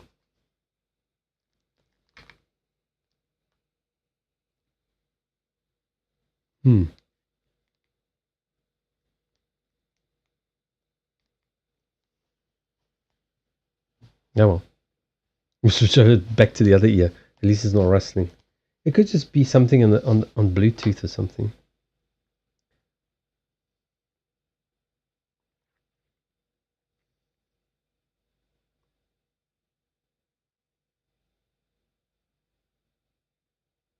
So what are we going to talk about? I can't just sit here saying nothing. Then I'm going to go do something. Reply to messages. We were discussing topics. What are we going to do today, Brain? You're going to take over the world.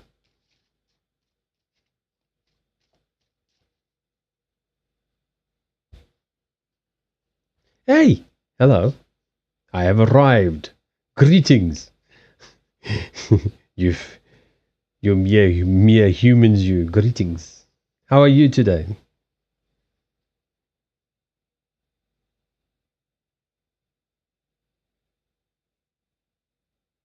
Let's pick some happy topic. I think Bolsonaro is pretty happy.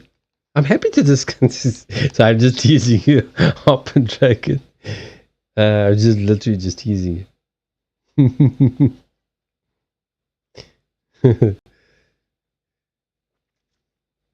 I'll tell you something. He says at least he says some of the right things. I see a lot of the other presidents. I'm going, oh my god, it's all just going to hell in a very quick way. So, Halloween Monday. What's Halloween Monday? What happens on Monday?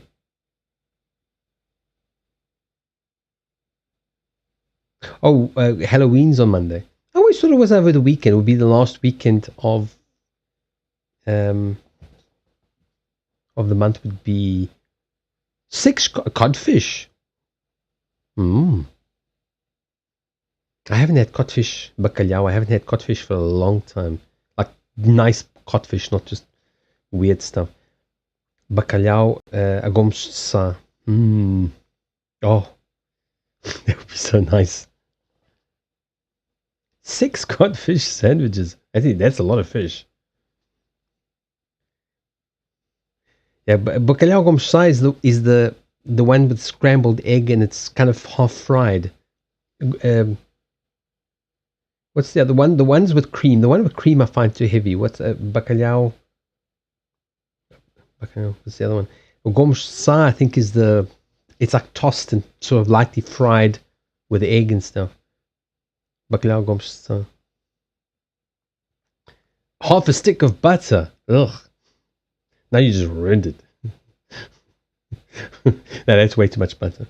I love butter, but I don't like to cook. I cook with it, but I bake with it, but I won't cook with it, like fry with it. That's just, ugh, ugh. Fried butter for me is, not a good flavor. I'd rather do like a very quick light fry with olive oil, or even just normal oil. But fried butter for me gets a weird flavor. Scrambled, like fried eggs in a bit of butter is not too bad, but I'd still rather just use a little bit of oil. What I like to do is use a non-stick pan. I know it's not very good for you, but then you don't have to use a lot of oil, and I literally just add a tiny bit of olive oil in it, just for flavor.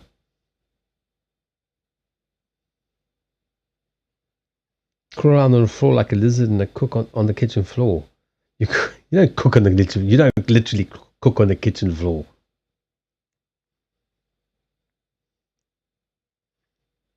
Eggs, toasted bread. Now, toasted bread, I don't know. Yeah, potatoes, olives, tomatoes. I also don't remember. I don't remember toasted bread though. What's the other one? It came to my name, and the first one that comes to my head is the one. It's the other one with cream. Now I've forgotten the name. It's always the first one that comes to my brain, and then I remember that's not the version that I like.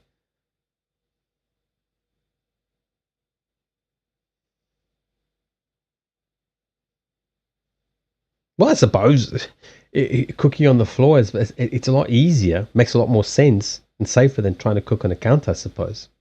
So it does make sense. But no, isn't where bacalhau à Brás? I think a bacalhau à Brás is with the cream, but I find it's too heavy. I think it's bacalhau à Brás. I think that's the way. But I think it's that one. But it's made with cream, and it's like a very heavy thing. I like this just lightly sort of tossed and fried with the like a gomshsa.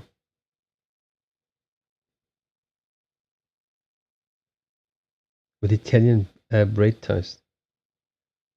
It could also very well be that my mother just never made it that way. She just didn't use the bread. I don't know. She was a stickler for following recipes. She couldn't make up her own recipe really. She could alter them a little bit, but she didn't make up her own things. She used to cook for my recipes because, like, I was thinking I should actually write a post about mayonnaise because I'm thinking, I'm too lazy to actually measure the ingredients because I just do it by eye. This is me making mayonnaise. I got like 2 or 3 eggs into the blender. Then I'll throw in, like, I don't know, maybe half a spoon of mustard. Yeah, I don't know, just like like a sprinkle, a little bit of salt. I stick in the blender. I beat up the eggs. Then I go, yeah, all right, those are done. Then I just throw in oil. Sorry, like, yeah, it's about enough olive oil. There's enough normal oil. Blend it all up. It's a bit too thick. so I think I toss that because I have to do it in 2 halves. The blender's quite small. Toss that out into the bowl. And then do the next one slightly more watery. And that's how I do it. And it comes out really nice.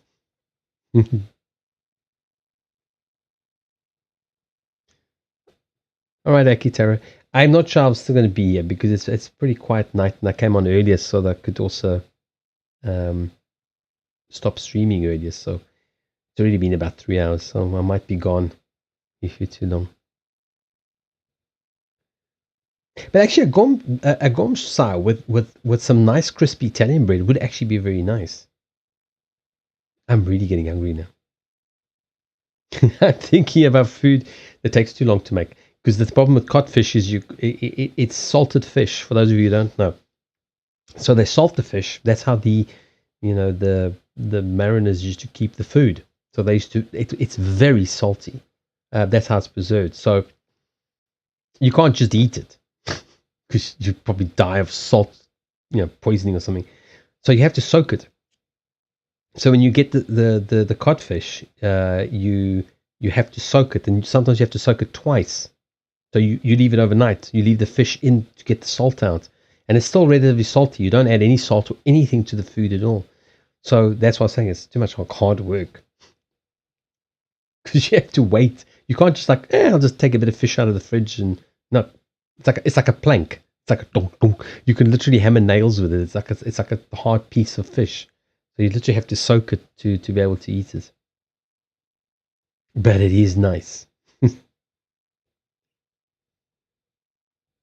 At least I like codfish. They also, I found they were also making the same sort of codfish type of thing. I think with hake, or they were doing it with another type of fish because cod became very expensive as well. This is now quite a few years ago. So they started doing it. I think it was with hake. They would do the same process, which is it's similar, but it's not quite the same. All right, I think I'm going to call it a night while it's quiet. And there's not even anybody streaming. I'm going to refresh. Have a look.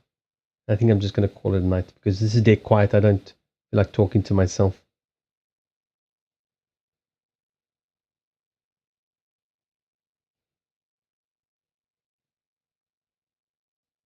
So I feel like I'm going to just call it a night. I will see you sometime during the week. I'm not sure when. I haven't quite decided. I still haven't got a proper schedule to get together. So I'm not sure when I'll be on.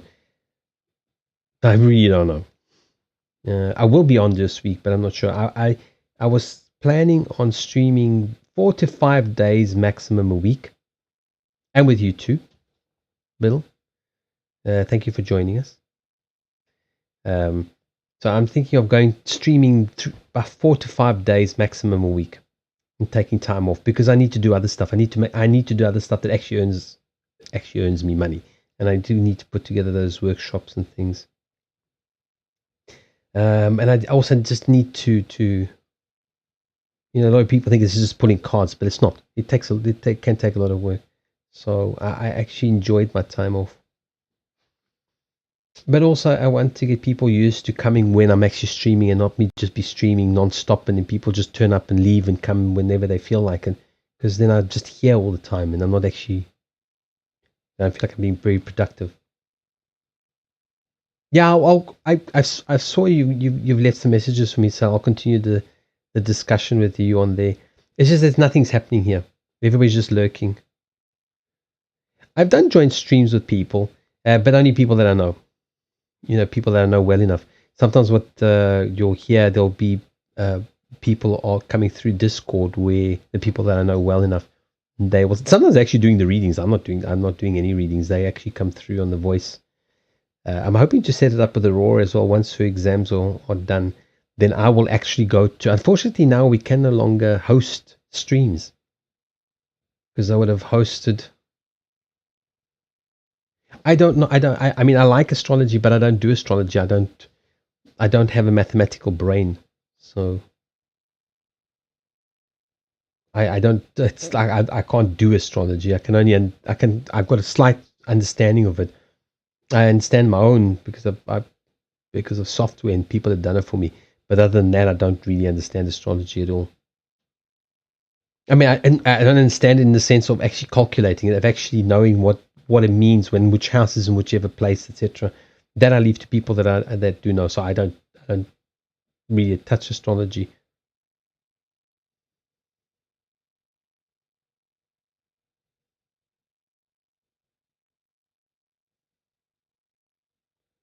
But Yeah, I do join streams, but usually with people that I know. I won't just do it with somebody I don't know, because this is live. You never know what the hell's going to happen. So I got to know somebody relatively well. I've had one or two experiences where I thought, I really wish I hadn't done this. So like now I'm very careful. There's been a few people that I would have done joint streams with, but it never really happened. So like I don't really run after it. Sometimes here we actually have a whole lot of people in the Discord, and we just sit, hang out, and chat, and we have like a discussion, which is what I actually quite like.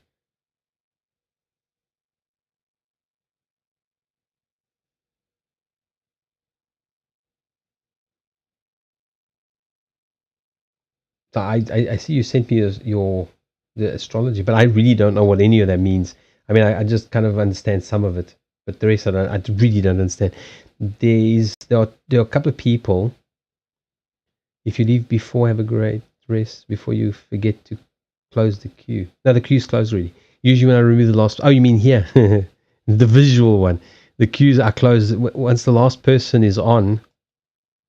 I just close it now. I should have closed already, but I forgot. At least tomorrow it will show as closed when I start up instead of being open. But the queue I close straight away once I've done the last person, or I've closed it. I usually just close straight away. Then there's no complication. I need to find a way to automate this. I can just press a button and just have it switch. But I still haven't figured out how I can get. So I have to literally turn one off and then turn the other one on, and then it comes on screen. So I always have to remember. I'm still not used to it. It's been new. Not that many people notice the cute thing, which is probably just a good thing because I never remember to just switch the graphics around. All right, so I'm gonna say goodnight. Open Dragon, we'll chat if you want on Discord. We'll carry on the discussion. I see you've already left a whole lot of messages for me.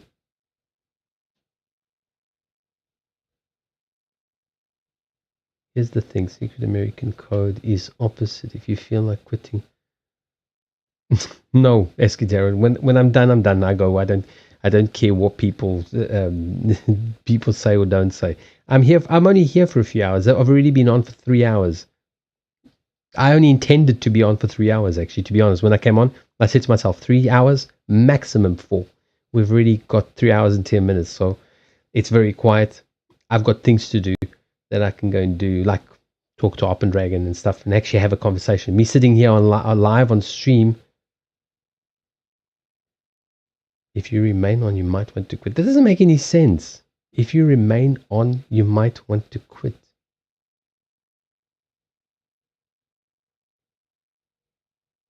I don't know what it means. I'm not even going to try and understand. I'm sorry, but that's again, I've been streaming for 3 hours. It's like, I don't want to try and figure out what that means.